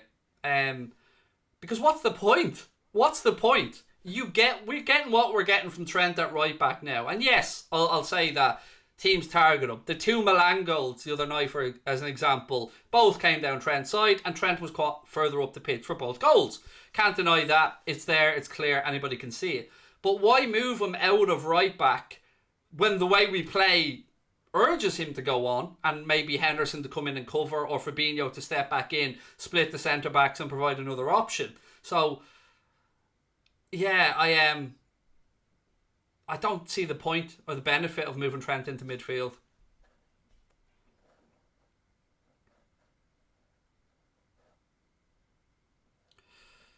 I'm a United fan, but what about Lukaku? Well, the reason I was answering the question the way I was, my man, was somebody asked me a combined Liverpool United 11. So, but Lukaku is very good. But there is one question that still remains over Lukaku, and that is, will he do it in the big games? Because there's no denying he can bully a lot of defences. Absolutely. The man is a physical specimen. His hold-up play has gotten much better. And there's a reason Chelsea paid 100 million for him, or just under 100 million for him, because he's as close to a guarantee as they can get. But I think he still has questions to answer against the big six in the big moments. And that's where I'm interested to see how Lukaku gets on. And look, I'd say he'll do well, because he's a better player than when he left England. He's certainly a more well-rounded player. What about Fred? He's shy. Sorry, but he's shy. He's shy. I don't know what else to say. McTominay, I'd have McTominay in there every day of the week over Fred. Every day of the week. I see in Scott McTominay a lot of what people used to label at Jordan Henderson. I think McTominay is underrated by a lot of people. Now, I'm not saying that he's the greatest midfielder that ever walked the earth, but I think Scott McTominay has a lot of attributes that go unnoticed, whereas Fred he's not great. Let's be honest about it. Especially when United were in the race at the time for Fabinho, and Liverpool got Fabinho, and look, we've lost out to United on loads of players, so I'm not bragging about that, but the drop off from potentially going after Fabinho to Fred is, I think you'll forgive me for saying it's pretty steep. Do I rate Mason Mount? Yes, of course. I've said this before. The current crop of English players coming through that Gareth Southgate has to work with, he's got no excuses. He's covered everywhere. In my lifetime, maybe bar the very Italian 90 time, I can't think of an England squad that has more natural talent than the group that has now. And do you know what's really funny? If we think of English football and we go back even to the start of the Premier League around 92, coming through in academy systems and stuff, it was always the bigger, stronger, faster players that were pushed through the systems. And I won't say that the smaller, more technical players were cast aside, but they were certainly viewed a lot differently to how they are now. And that impact of the Premier League clubs playing in Europe and adopting European philosophies on a lot of games, particularly in Spain, with these small, technical, crafty players like David Silva, has impacted the Premier League. And now you look at what's coming through and you see Jadon Sancho, fairly small, fast and pacey. You see Phil Foden, you see Mason Mount, you see Saka. These are all relatively small guys, but wonderful technicians on the pitch that have the guile and creativity that the big, stronger lads of years gone by wouldn't have had. So I think we've seen an evolution of the way the English game has developed. And Gareth Southgate right now has an obscene amount of talent at his disposal. Obscene, The only problem area, I would say, and even at this, I might be being a bit harsh, is between the sticks, because I don't rate Pickford at all. I think Pope has potential. Henderson has potential. But to me, Henderson shouldn't be... The Henderson-David De Gea debate for United, to me, shouldn't be a debate. David De Gea should be the number one. But, that's my only real position for England that I look at and think, okay, they could probably do with finding somebody better than Pickford if they come through the system, because I don't rate Jordan Pickford that highly. He's a decent shot stopper, but he lacks a lot of... I think he lacks a lot of incorrect decision making. He has a lot of incorrect decision making. He comes for balls he should never be coming for, in my opinion.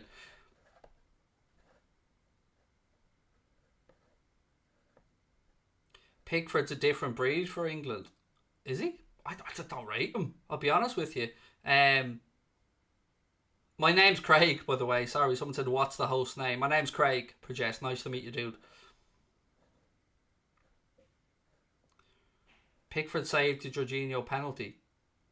That's a penalty, mate. And fair play to him. You know what I mean? But for me, I see Jordan Pickford coming to punch stuff he should never be coming near. I think he thinks he's bigger and more intimidating than he is.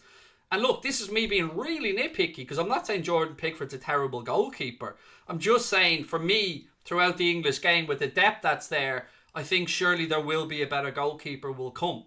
That's basically what I'm saying. I'm not trying to just slag off Pickford.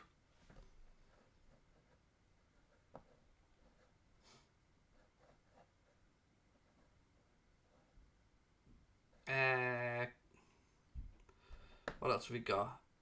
Pickford is amazing for England, honestly. Again, I accept different viewpoints. Of course I do. And look, if you guys are English and you're happy with Pickford, sound. That's perfect. I'm just giving you my view, and of course I accept that you guys may have a different view on it. That's part and parcel of football. We all view things in different ways.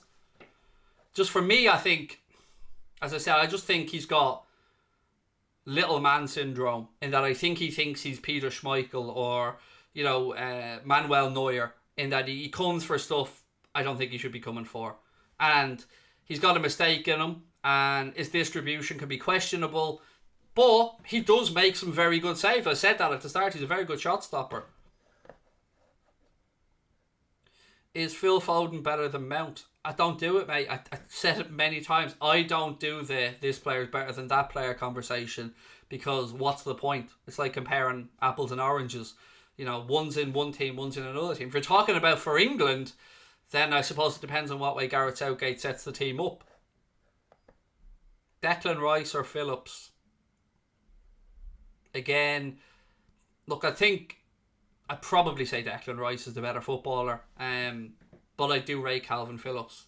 And if the question's for England, then I'd probably say Declan Rice. If the question's for club level and who I'd prefer at Liverpool, I'd probably say Calvin Phillips. Robertson or Luke Shaw? Robertson shades it for me because of consistency over a period of time. But Luke Shaw, last year, to me, was head and shoulders the best left back in the Premier League. Head and shoulders. I'll be the first one to admit that. Last year, Luke Shaw was exceptional. And I had a conversation with some United fans around this, and I wanted to put it to you guys in the chat and see how you feel. Some United fans I spoke to said that maybe Luke Shaw had a more productive season because there was no crowds in, and he wasn't maybe getting some banter from the crowd, or he didn't feel as pressurised. I don't know. I can't speak for Luke Shaw, but he had a very, very good season. Definitely for me was the best left back in the Premier League last year, in my opinion. I thought he was exceptional.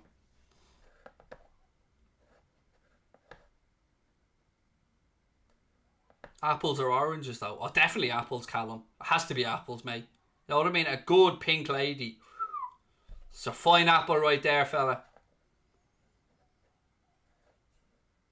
Club with the best academy in the world.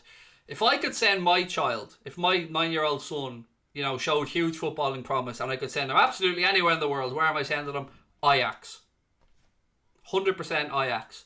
But you can't look at look at Leicester City's new academy, or the new training facility that they've done up. Absolutely fantastic. Liverpool, the investment they've made in Kirby, fantastic. But I just think for the opportunity to come through and find a way into a first team and get game time, it's no accident that more young English players are heading to the likes of Germany, are heading over to France or other countries to play football, because there's an easier pathway. There's not as much pressure on the managers. They get to blood the youngsters through. So I would say Ajax would be my answer.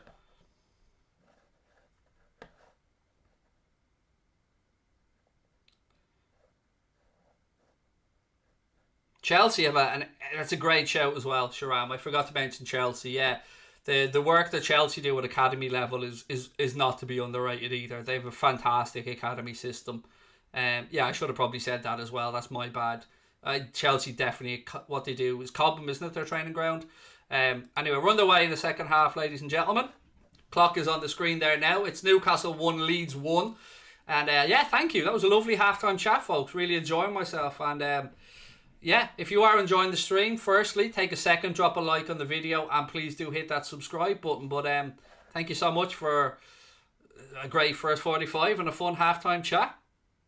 See, I told you at the start of the stream. All the people who weren't sure who's the baldy, who's this lad, you're not Mark. I told you, by the end of it, we'll be all chill, we'll be vibing. I'm going to win you over one by one as the season goes on. Dortmund are great at developing young players. Yeah, look, there's like in this day and age, if you get the academy system right, like if you can get that conveyor belt coming through, you will save and create and generate so much money. Because the hardest thing is that last step, the last from under 23 level to the first team, to bridge that last step. If you get an academy system that can do that and a structure in place that allows the manager to actually develop these players, it can be a gold mine. Because we all dream about it. Like United had the class of 92 as an example. That's the dream. Like that's it. I would love Liverpool's academy system to produce 5 or 6 superstars for the next few years. And don't get me wrong, we've got great players there with Cade Gordon and a lot of the other players who are coming through and have come through, some great centre-back options. And no doubt United will have the same, as will most top Premier League clubs. But it's just giving them that opportunity to play. It can be very difficult when you're in a pressurised position like Klopp or Guardiola or Solskjaer or Thomas Tuchel, because every game's an important game.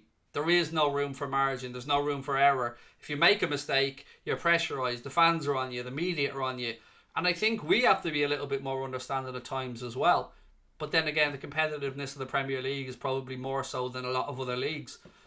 But it's I think it's a great time for the game. A lot of great young talent coming through.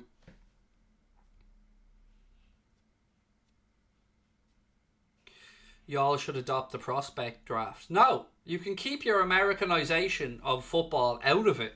We've seen this with the Super League already. Football's fine the way it is. The histories, the traditions, the relegation, promotion, that's what makes football unique and special. American sports are brilliant for their own reasoning, because they're American sports, because, they're entertaining and, they have their own customs and traditions, but we don't need that in Europe and football. I like the way things are. Gary, how are you, mate? Thanks for the super chat. Gary said, who's the best African and South American player to ever play in the Premier League? Ooh, God. See, that's a tough one, man. I mean, you look at it, let's start with Africa alone. My God, you've Didier Drogba. Eto'o played in the Premier League. Now, he mightn't have been at his peak when he was here, but what a player. I don't even know where to start with that, dude. Salah is right up there as well, of course. I probably need an hour to sit down and read through all of them, man. That's a question for... I call it soccer, said Carol. Well, you're wrong. It's football. The clue is in some of the clubs in your MLS. Even though it's called the MLS, some of them are called FC. Baffles me. It's football. It was invented as football. It is football. Yeah, Toure. Yeah, another good... Look, there's so many. Probably go with Drogba. But I don't even know where to start with the South American stuff, ladies and gents, because, Jesus, where do you go with that? Anyway, we're 4 minutes into the second half here. Newcastle 1, Leeds 1. Who do I think the top 4 will be? Same as last season. Don't know in what order, but I don't see anybody breaking into the top 4 this season. I think it will be in some order: Chelsea, Liverpool, United, City. I don't know in what order, but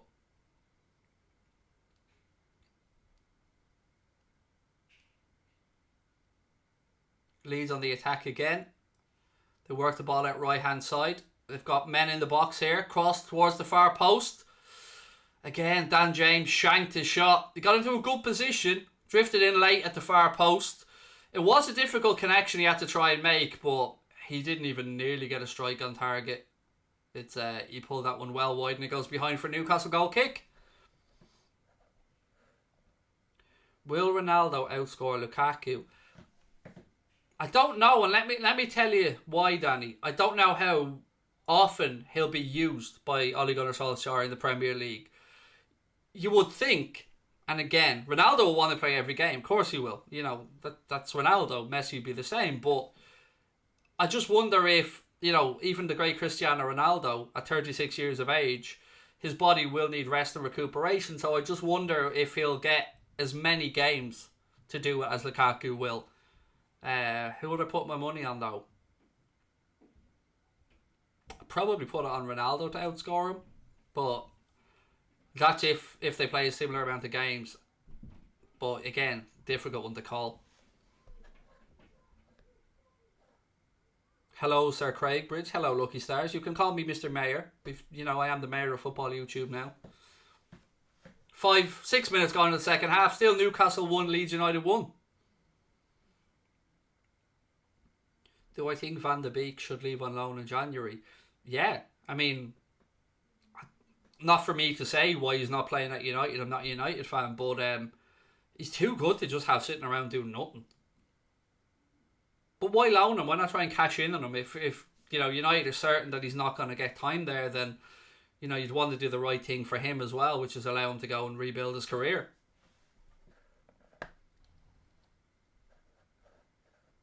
Derby going into administration, are they? I thought that they had...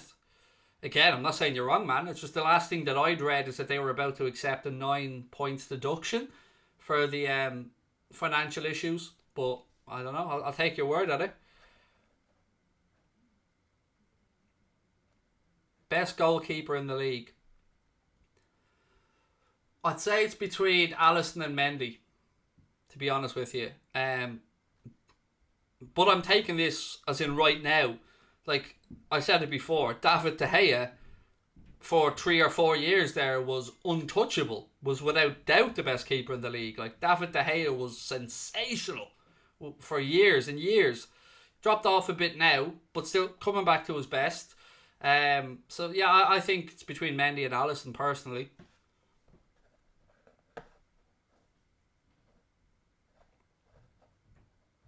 Martinez is nowhere near the best keeper in the Premier League, mate. Let's be fair. He's a good goalkeeper, and Arsenal made a huge mistake selling him. But he's not up there in the conversations for the best keepers in the league, in my humble opinion.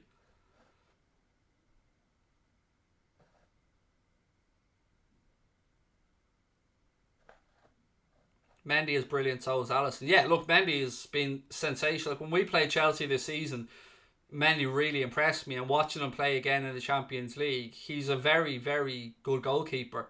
Oh, good save. Almost an own goal there, but Darlow gets a hand on it. It came into it was a cross into the box, looked fairly innocuous. Came off a Newcastle defender's head, and Darlow was left backpedaling and managed to get a good strong hand on it and tip it away. Bamford has won it back though for Leeds. Dan James now. Round the outside. Newcastle have taken the ball off him. I don't look. Can I be honest with you guys? I don't know how you managed, the United fans. You managed to get 30 million out of Leeds for Dan James. I really don't. But fair play, you got it. So Maximum now, right hand side. He's got support coming into the box now. Still Alan Saint-Maximin. Good play. Gets to the cross. Strike. Joelinton sends it into Rosed. Goes behind for a goal kick.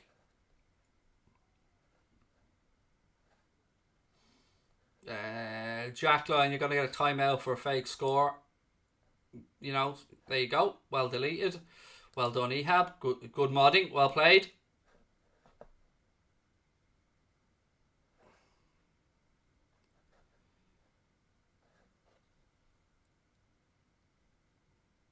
Ball back with Newcastle.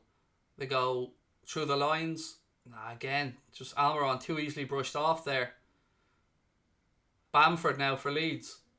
Got runners going ahead of him, but he went too soon. He would have been offside. Dan James now. Again, same thing. Goes past one, tries to cut inside, gets the ball taken off him. It's just too easy. Too easy to dispossess him. Joelinton now for Newcastle. Cuts inside. Rolls it across to Saint-Maximin. Gets caught under his feet. Comes back out though. Mike Dean gets... Dean, that should have been a Newcastle ball, you arsehole. You got in the way.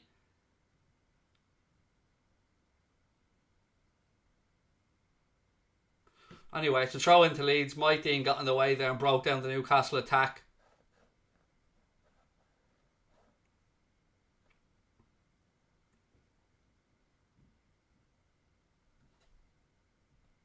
That is... Yeah, just get out of the way, ref, basically.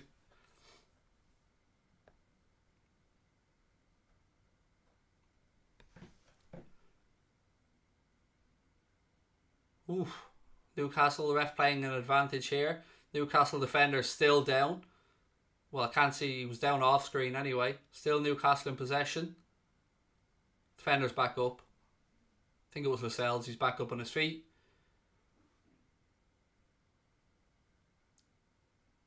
Newcastle creating a lot more at the start of the second half. Look, that was a Telegraph post though. Leeds nick in, win it, put it away. It'll be a throw into Newcastle just inside the Leeds half, right hand side. Would I take Sterling back? You know, I would. I'll be honest. I've said this before. I would, yeah. But look, City would never sell him to Liverpool, or we'd probably never be able to afford his wages. But would I take him back? Yeah, I would. I have a lot more understanding of why Raheem Sterling left when he did than the likes of Coutinho, as an example. Send Mike Dean off. If he could, Ross, if he could find a way, he's given a yellow card here for Rodrigo. If Mike Dean could find a way of sending himself off, becoming even more central and flamboyant in what he does, he'd probably try and do it, dude.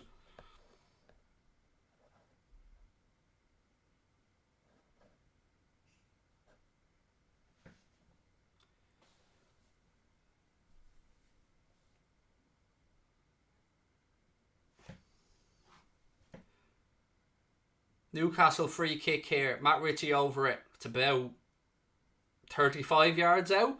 Certainly, you'd think too far out for a strike. Leeds are holding a really high defensive line. A yard or two ahead of the 18-yard box here. Looks like Ritchie's going to try and just clip this one in. Yep, ball deep. Again, easily defended by Leeds United. And the ball just about goes out for a goal kick. Bounces off the corner flag and goes behind. It'll be a goal kick to Leeds.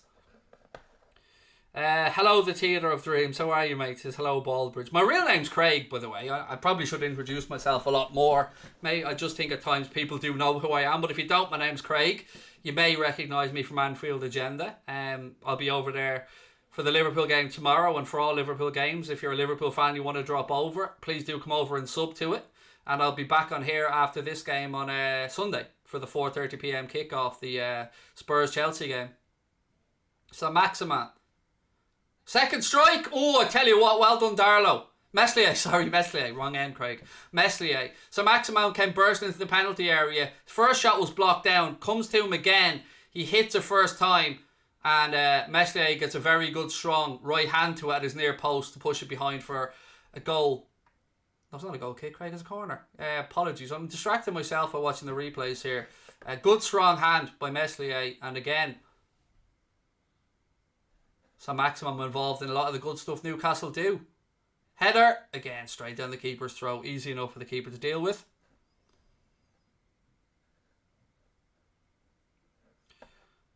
I know who you are, mate. I'm formerly known as Bio. Oh, I don't even know if I was replying to your comment, mate. Sorry. I know you called me Ballbridge, but I was just introducing myself to others because some people don't know who I am. You know, I'm not arrogant enough to think everybody knows who I am.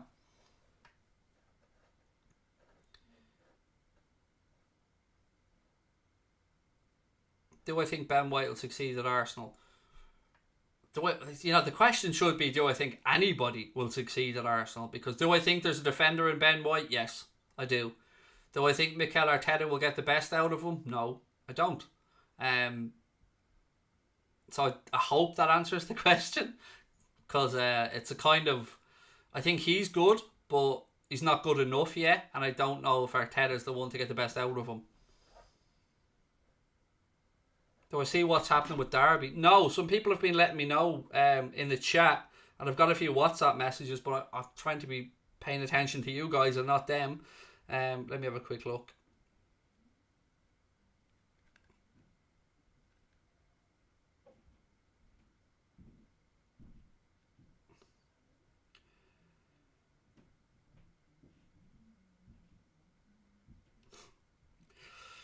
I don't know who I'm supposed to be saying hello to, but one of my lads from Shankill messaged me, said, Craig's on That's Football on YouTube, tell him to say hello to me. Tell him to go on WhatsApp and say hello. I don't know who I'm supposed to be saying hello to. My mate Casper messaged me that one, but I don't know who I'm supposed to be saying hello to, but hello to whoever it is I'm supposed to be saying hello to. Who scored? So Maximan with the equaliser for Newcastle after an early goal from Rafinha opened the score. Dan James has come off now to be replaced by Tyler Roberts. So one Welsh player off to be replaced by another Welsh player for Leeds. Still don't know who that is, by the way, I'm supposed to be saying hello to, but hello, anyway.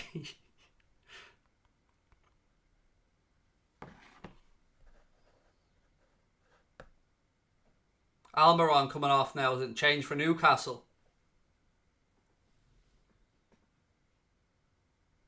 He was replaced by Ryan Fraser. Ryan Fraser on to replace Miguel Almiron, who had another pretty ineffective game. Who's your favourite Toon player? It's got to be Sir Maximan Noah, hasn't it, man? It's got to be.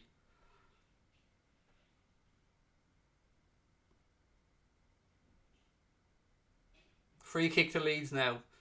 About 15 yards and 10-15 yards inside their own half. Somebody said thoughts on Ayling tonight. I like Luke Ayling as a footballer. So full of energy. A really important piece of the Marcelo Bielsa jigsaw at Leeds. Does Kane move in January? No. No way Daniel Levy lets him move in January. It just wouldn't be worth it financially, particularly if they think they're in the hunt for a Champions League place, because qualifying for the Champions League would nearly negate the financial impact. So, opinion on Wicklow? Well, it's right beside me, dude. So, like it, Garden of Ireland and all that jazz. Yeah, it's a beautiful county. I grew up on the edge of it on the other side, and now I live on the edge of it on the far side. But thank you for the super chat, Oscar, and thank you, Cassidy, as well. You didn't put a comment in, but thank you for the super chat.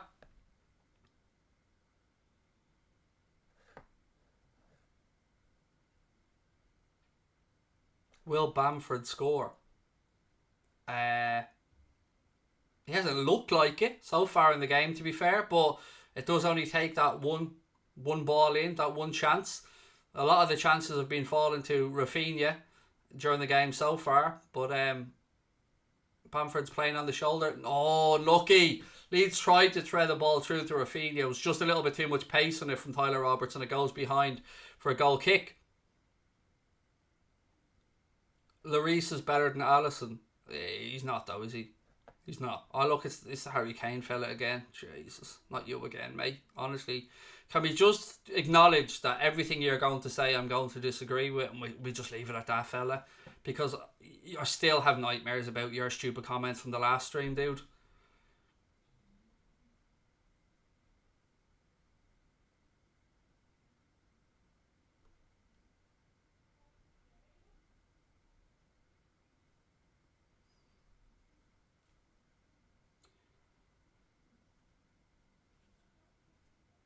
Oh, high foot there, ref. High foot. Tried to play an advantage, but he has to bring it back. It was definitely a high foot.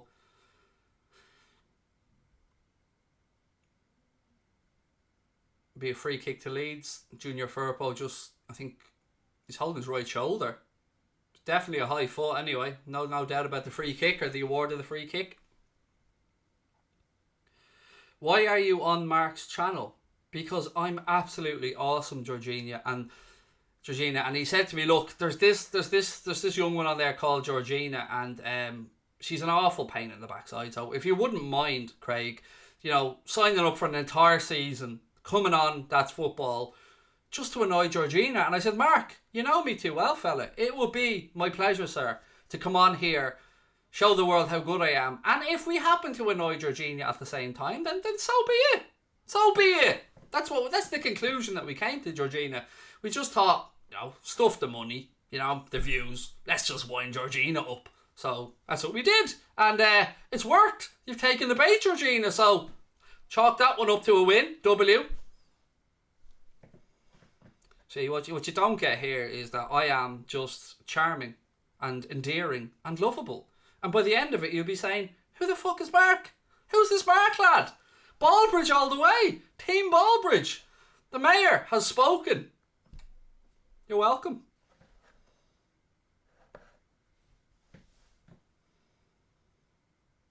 See? Chat's won over. You know, plans going to a T, Georgina. Now, I'll accept it, Georgina. You know, when you open up to yourself and you say, you know what? Damn it, this lad's a charming old Irish scamp and I can't help but love him. Then we'll talk, Georgina. Then we'll talk.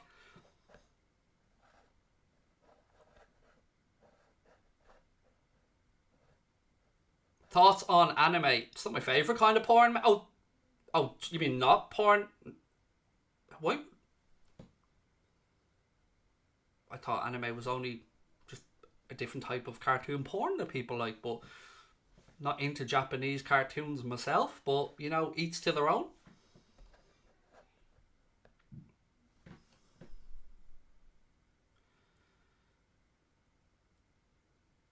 So, are we all going to come over and drop a sub on Anfield Agenda? You know, you might be United fans, you might hate Liverpool, but you love Team Ballbridge. Come on.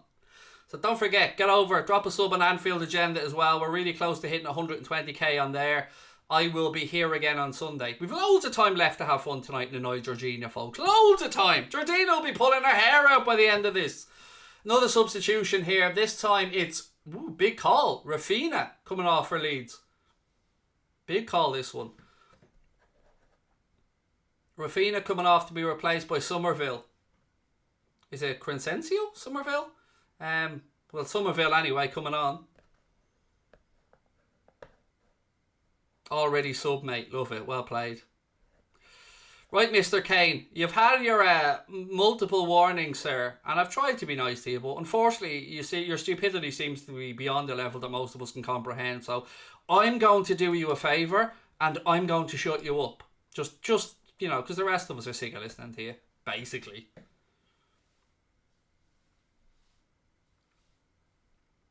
Just sub to you.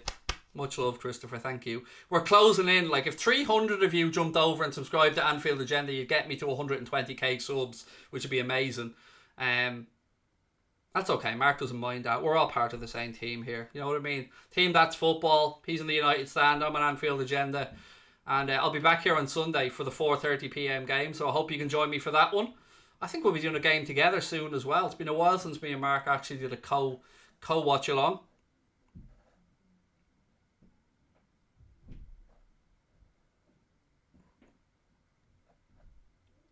Who was your club in the Wexford League? I grew up in Dublin, mate. I didn't have any clubs in the Wexford Leagues. I played in Dublin when I was growing up. I moved down to Wexford about 12 years ago, 13 years ago. Actually, probably longer than that, to be honest, because I've moved a few places. Probably about 14 years in Wexford. Phillips now.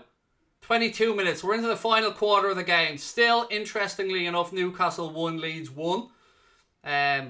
I went for a 2-1 win for Leeds in my head-to-head with Goldbridge. I think he went for a 3-2, if my memory's not right. Oh, Steve. It was Steve Wally, my friend Shankill, that lost his phone that wants me to say hello. Steve, how are you, fella? Getting them bummers into you? Good lad. Get it into you, son. It's Friday night. What else you be doing? Thanks for subbing, lads. You're top. Really appreciate it. Much love. I also have my own individual channel called Craig Station where I do bits and pieces on as well. I've only started that recently enough though. It's only heading towards 25k, but yeah, starting to do a few bits and pieces on there. Strike from Longstaff over the bar. But yeah, I tell you what, I've really enjoyed my time on That's Football. I really enjoyed the Euros. Loads of fun on there. I was delighted Mark asked me to come on for this season and do a few games. And I know a lot of times people are disappointed when they don't see Mark. You're used to seeing Mark. I get it. I understand it.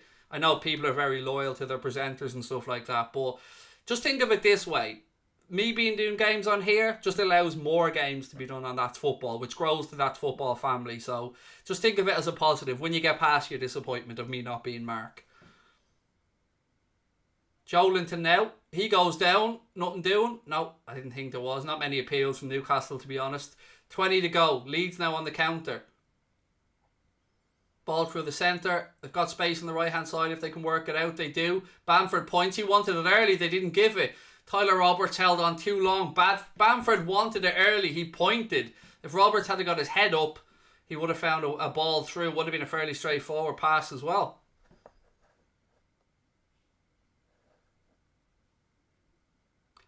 Thoughts on James Redmond? He's a nice guy. I'm trying to bring him across onto Team Anfield agenda, to be honest with you, but I understand he has his own working commitments at the minute, and I respect that. Of course I do. But yeah, look, I'd happily welcome James Redmond onto the Anfield agenda family and give him a platform that his talent deserves. So yeah, I think he's very good at what he does, and I hope someday that he'll be part of Team Anfield agenda going forward. And I want to build Anfield agenda into, well, it's already the most watched fan channel for Liverpool on a match day. So I want to build it out even more and go the highest sub count. I want to catch up on Redmen and stuff like that. But yeah, he's good. There's a lot of great content creators out there from a lot of clubs making really good stuff. I think we're really lucky now. Bamford's chance here. He fluffed his lines. We talked about it. You guys said, do you think Bamford will score? And I said he might get that one chance. Well, it's just fallen his way. It was a nice threaded ball through, and he should have done better with the strike, to be fair. It was a good run off the shoulder of Lascelles, freed himself up a bit of space. I think he almost hit his standing foot, though, when he tried to steer it past Carl Darlow, but it's still Newcastle 1, Leeds 1. Thoughts on Redmen? Yeah, they make great content. Not my style of content. We do things in a different way, but, you know, they make very good, high quality, professional content. I'm a little bit more of a head case. But yeah, look, I think it's a great time for fan content in general. You've got the United Stand, obviously you've got Redmen, you've got us, you've the Anfield Wrap, you've got the Kickoff, That's Football, loads of great content creators out there. So yeah, and then loads of smaller ones as well that often don't get the limelight that they deserve and respect. Like Joe, who's a Leeds fan, like Talking Wolves with Dave as a party, the West Ham Way with Corey, Matt Hayes, who's an absolutely fantastic Tottenham Hotspur creator, from Ireland as well, actually. Just loads of great content creators out there. Oh, Paddy Bamford! Unlucky. This time he gets across the near post from a ball in and gets a flick on it, but can't again steer it goalwards. And that's part of my aim with Anfield Agenda, is to nurture and bring through and give opportunities to the likes of Jack Gill, who's on our channel now, and people that are like, give them the platform to show what they can do. It's not all about just us as hosts, and I know Mark's the same on the United Stand. It's about helping people through, because without Mark, there wouldn't be a me. Without me, there wouldn't be a Jack. You know, and that has to carry on, which is why you often see people jumping onto smaller channels and doing, you know, guest spots on them or whatever. It's to help out the ecosystem and the community. It's one thing I love about YouTube. So Maximan, oh, again, good strike, this time with his left foot.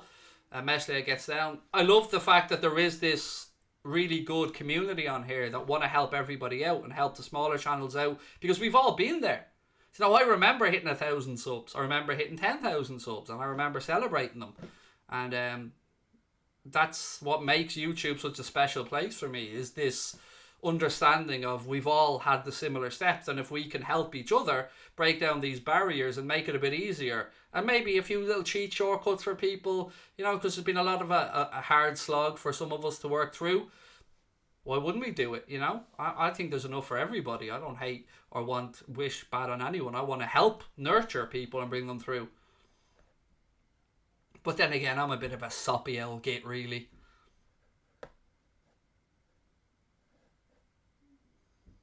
"15 minutes to go. There's been 32 attempts in the game. Newcastle 15, Leeds 17. Fairly evenly matched on that front. Fairly evenly matched on the score front. Thoughts on City's fan base?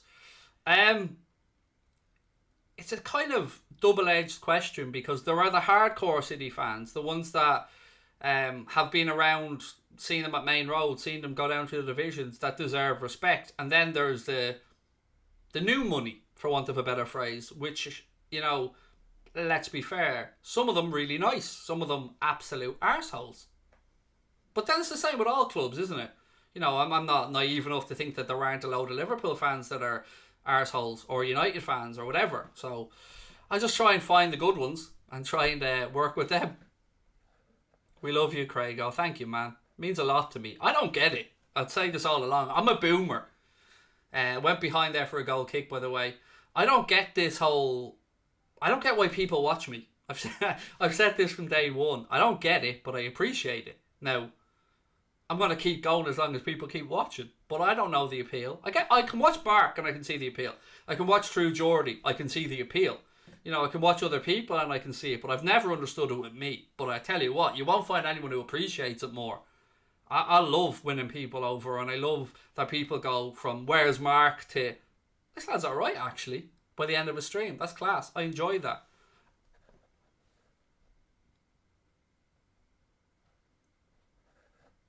Want to start my own channel? What's the best camera? I wouldn't necessarily go at what's the best camera, mate, because I use a very good webcam, but I wouldn't call it the best camera. My advice would be a Logitech Brio. But you can't really go wrong with any of the Logitech webcams. I know up until, I think maybe 6 months ago, Mark even used a Logitech webcam, an older version. I know now he's upgraded, but I use a Logitech Brio 4K webcam, mate.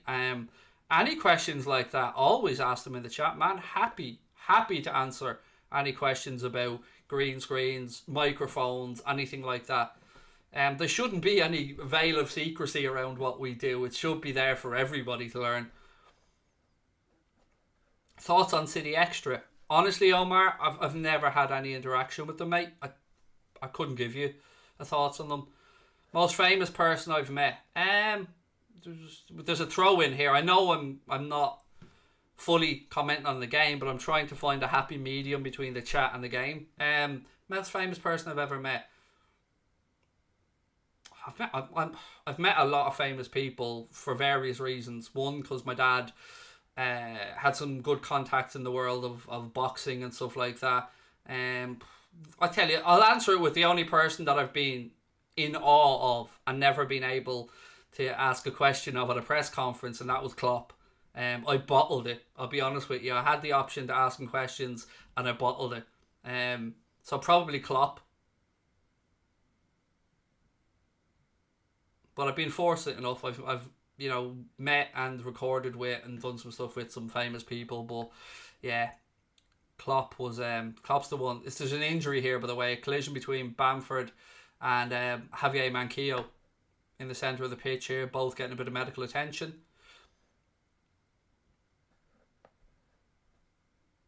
What did I say? I actually got the other lad that was with me to ask the question in the end, and funnily enough, it was around the time where Coutinho started to have the back injury, and that was the question that was asked by the guy that was with me at the time, and it was picked up by Sky and actually used in a lot of their printed content around that day, because it was around Felipe Coutinho where he suddenly had a back injury and eventually left. But yeah, I didn't say that. I bottled it. Is Goldbridge arrogant off camera? No, not at all. Not to me, anyway. It's not been anything I'll tell you how nice Mark is. I've had messages from Mark when I've been down and in a really bad place, when I've been on holidays. He's somebody that, he's not the most talkative person, or he's not the most... It's probably because of a time issue as well. But one thing I'll say about Mark is, and I know others have said differently, and I will stand over what I'm going to say, I don't trust anyone. I've huge trust issues. But I tell you what, Mark Goldbridge, Brent de Cesar, whatever way you want to call him, he's a star. And he is a genuine good dude. And I don't agree with him on everything. But we have an open enough working friendship that I can voice those views and he will take them on board. He mightn't always agree, but I tell you what, he's a good lad. He is a very, very good lad, and I don't like seeing those that show him disrespect. I don't, and it's not because I'm working on here, because look, I'll be honest with you, I could have worked on most channels. I've had loads of offers to do stuff, but I don't trust them. I trust Mark. I trust Geordie. I trust the team. And I hate when I see people running him down, because I don't claim to know him really well. I wouldn't call him one of my closest mates, but what I can say is I would trust him, and I would urge anybody else that gets the opportunity to work with him to trust him, because he has it up here. They know what they're at. And it just hurts me when I see people slagging him off publicly and stuff. And I know the truth of a lot of these stories that have been doing the rounds, and a lot of the arguments of the aggro. I know it. I won't speak about him because it's not my place. But I know what type of a person Mark is, and I'll stand over that comment. He is, and I used to think he was an arsehole, by the way, and he knows that, and I'll be the first one to admit that. But then I think something clicked in his head, and he changed, and this is maybe 3-4 years ago, and I think he's grown as a person, which we all want to try and do. I mean, I was a much different presenter when I started, but he's a good lad. He's a good lad, and I don't think he deserves half of the stuff that gets thrown at him. That's just my own take, genuinely. And that's not because I'm on here. I'd say the same if I was on Anfield Agenda. It's just how I found him. I take people at face value, and he's only ever been a good, honest friend to me. Corner here to Newcastle. Still looking for a winner in this one.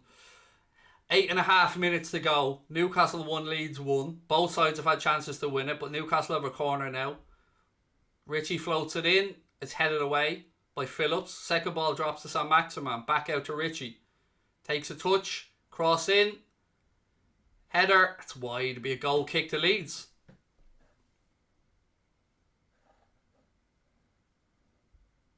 If you could take any player from the Premier League Liverpool starting 11, who would it be? De Bruyne.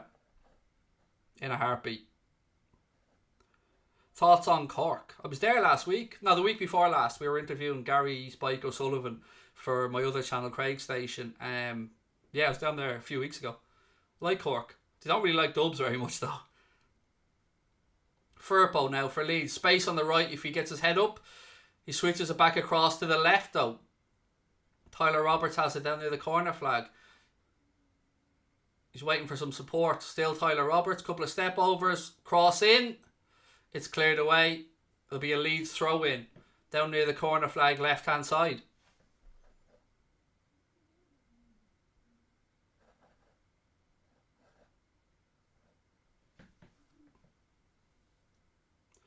Thoughts on Mike Dean's refereeing? Look, I'm not a fan of most Premier League referees, to be honest with you. I think here we go. Sam Maximan has a chance here. Ayling headed it, but Sam Maximan got on the end of it. Sam Maximan inside the penalty area. Strike!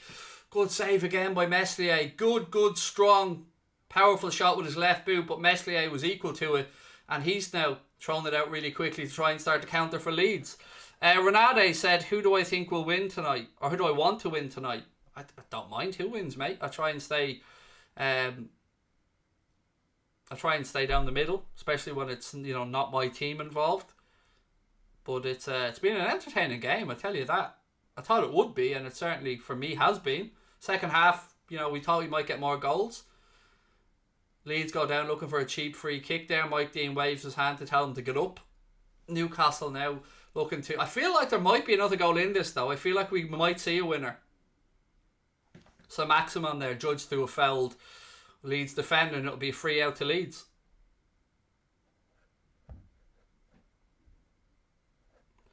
The S is silent in Meslier. I don't care. I'm still going to call him Meslier, John. It's because I'm used to saying it. Like, if I'm pronouncing it wrong, I absolutely believe that you're correct, dude. I'm just too set in my ways to change.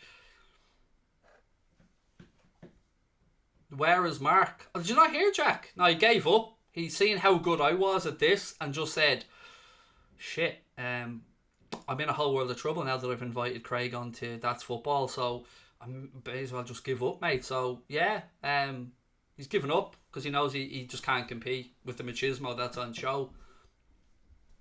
Nah, dude, he's just having a break. He's just enjoying some Friday night time off. He'll be back. He'll be back tomorrow, I'm sure. I know Mark is probably still recording stuff anyway.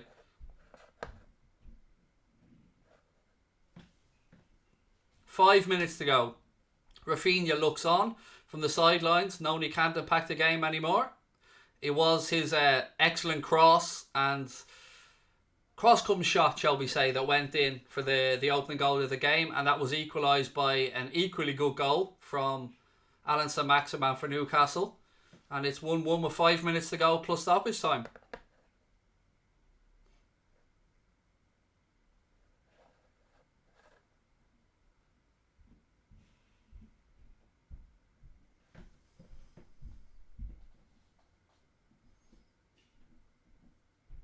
Come on, a little winner in this one. A little late winner. Just to kick the weekend off would be nice.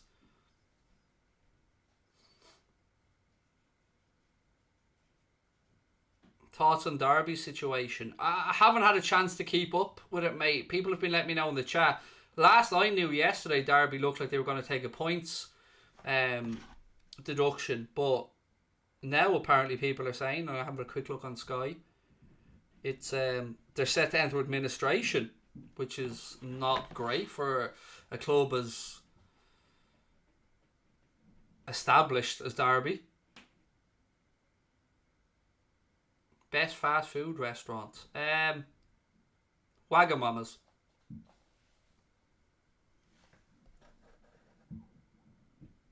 Would I chat much to Togden? Not really, no. I have him on WhatsApp and stuff, but no, we don't really talk that much, to be honest. He's a busy dude, him and his dad. Two lovely people. Ball into the right channel there. Newcastle give chase with Fraser, but Leeds get men back, and it's back to Meslier. Meslier, John? Am I right now? Meslier? Phillips plays the ball across to Ayling. Clock ticks towards 87 minutes. Newcastle on the attack left-hand side. Ball goes behind. It'll be a Newcastle corner. I feel like the game deserves a winner.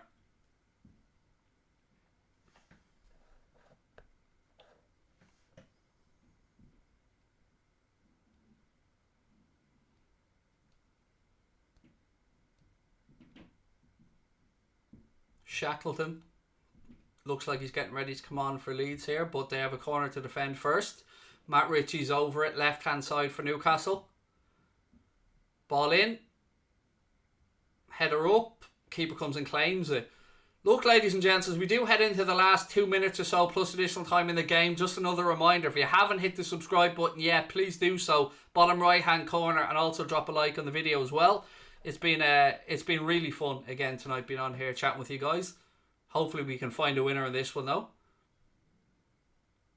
Again, you can find me on Anfield Agenda, that's my own channel, and Craig Station, but I will be back here on Sunday for the Chelsea Spurs game. Strike from distance from Leeds, but straight down Darlow's throat, so no real issues there for the Newcastle keeper.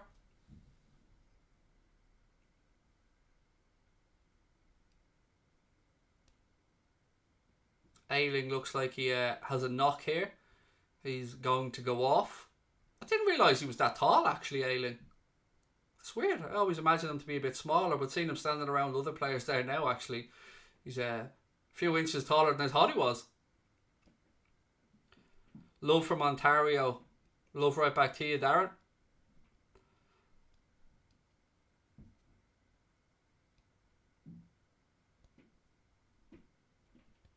Yeah, again, please do hit that like button, folks. Let Goldbridge know I did a good job.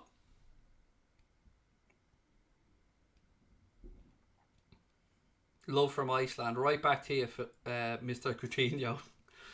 Right, we're in the last minute of normal time anyway. Let's see how much time Mike Dean and the officials will add on. Hey Mayor, thank you very much for addressing me correctly there, Sheikh. Love from India. Hope you and your family are well. What is moving into administration mean? Asking about the Derby County. Means that they will have somebody come in who will act as an administrator, look over the finances and try and work a way to pay off their creditors. It also means, I think, an automatic 12-point deduction, I believe. But yeah, basically administration means they're putting the club into administration to try and save it from going under. And I think that comes with an automatic 12-point deduction. But it's worrying times, certainly, and not a great look for the EFL or, of course, for Derby County. Love from Australia. Love right back to you from Ireland, Jack, my man. All good, Ryan. All good, Mr. Carville. I hope it's good with you as well. What's your order from Wagamama? I kind of mix it up a little bit, mate, to be honest with you. Usually fairly straightforwardly plain, though. And, you know, I'm pretty boring eater. 4 minutes of additional time added on by Mike Dean on the fourth official. Newcastle float a ball towards the far post. Lascelles tries to get there, but can't free himself, and it goes behind for a goal kick to Leeds. Belfast in the house with Keane. Nice one, mate. Again, absolutely love visiting Belfast. If you ever do get a chance, anybody in the chat, to visit Belfast, I'd highly urge you to do so. It's a great city. We always stay down by the Queen's District, down there, Queen's University. It's a lovely, lovely place. Right, here we go. 3 minutes to go of additional time. We've had one. Is there to be a winner? Leeds on the attack, left-hand side. Junior Firpo. Ball back inside.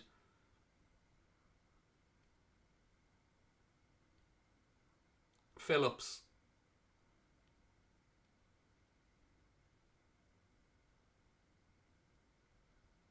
Nice little ball around the corner. Leeds being patient here, trying to work the right opening.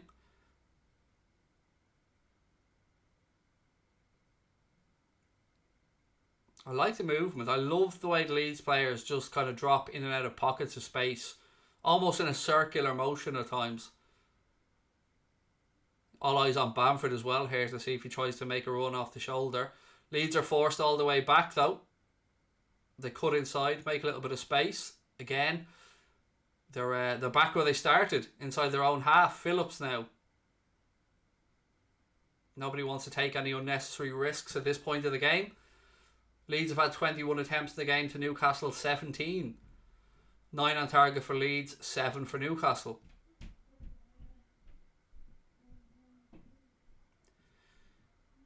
Ball cleared by Newcastle. Again, Leeds gather it back. Calvin Phillips. You feel like there's a chance somewhere in this, don't you? Ball deep towards the back post. Tyler Roberts coming in. Oh, it ricocheted off him and went straight to Matt Ritchie. Newcastle now.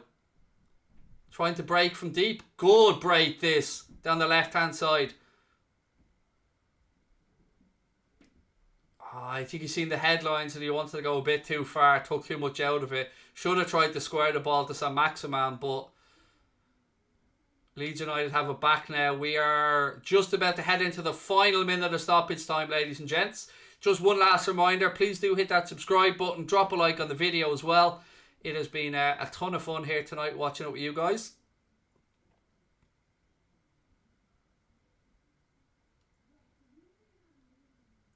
Still, Leeds are being patient and probing, even with the clock against them here as they go in search of a winner. Tyler Roberts just plays a ball in that nobody else had read, and it goes straight through to Carl Darlow. 30 seconds to go. Thoughts on Donegal? That it's cold, man. It was the winter, to be fair, when I went up there, but my God, it was cold. Mike Dean's brought this back now for a free kick to Leeds inside the centre circle. Again, you'd imagine it's Route 1 stuff here. The clock's against them. You're not going to get much time. They go short though. They do go short. Fair play. They're sticking to the principles.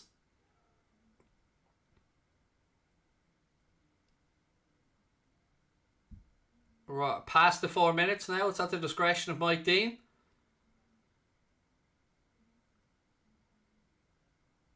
Again, Leeds are still being patient. They're going backwards. So you want to at least give yourselves a chance here to get something into the box.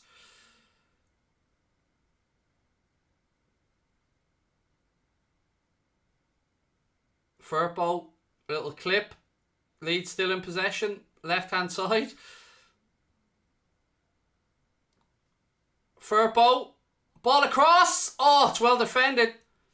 Still with Leeds though. Left hand side. Curler tries to pick out the far corner. It goes behind, and that looks like it's going to be that, ladies and gents. Indeed. Has he blown the whistle? I thought he had. You'd imagine as soon as this goal kick is taken, it's all over.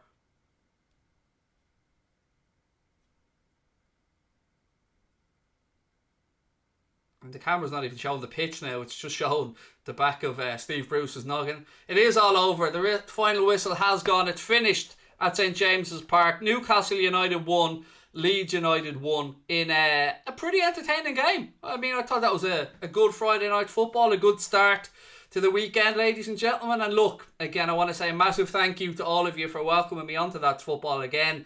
Really enjoying my time on here. hit the subscribe button, drop a like on the video, leave some kind comments so Mr. Goldbridge knows I did a decent job. And again, I will chat to you guys on Sunday. I'll be back on here for the Chelsea Spurs game. You can catch me on Anfield Agenda tomorrow for the Liverpool game as well. And look, thank you. Have yourselves a cracking weekend. Appreciate you dropping in tonight and saying hello.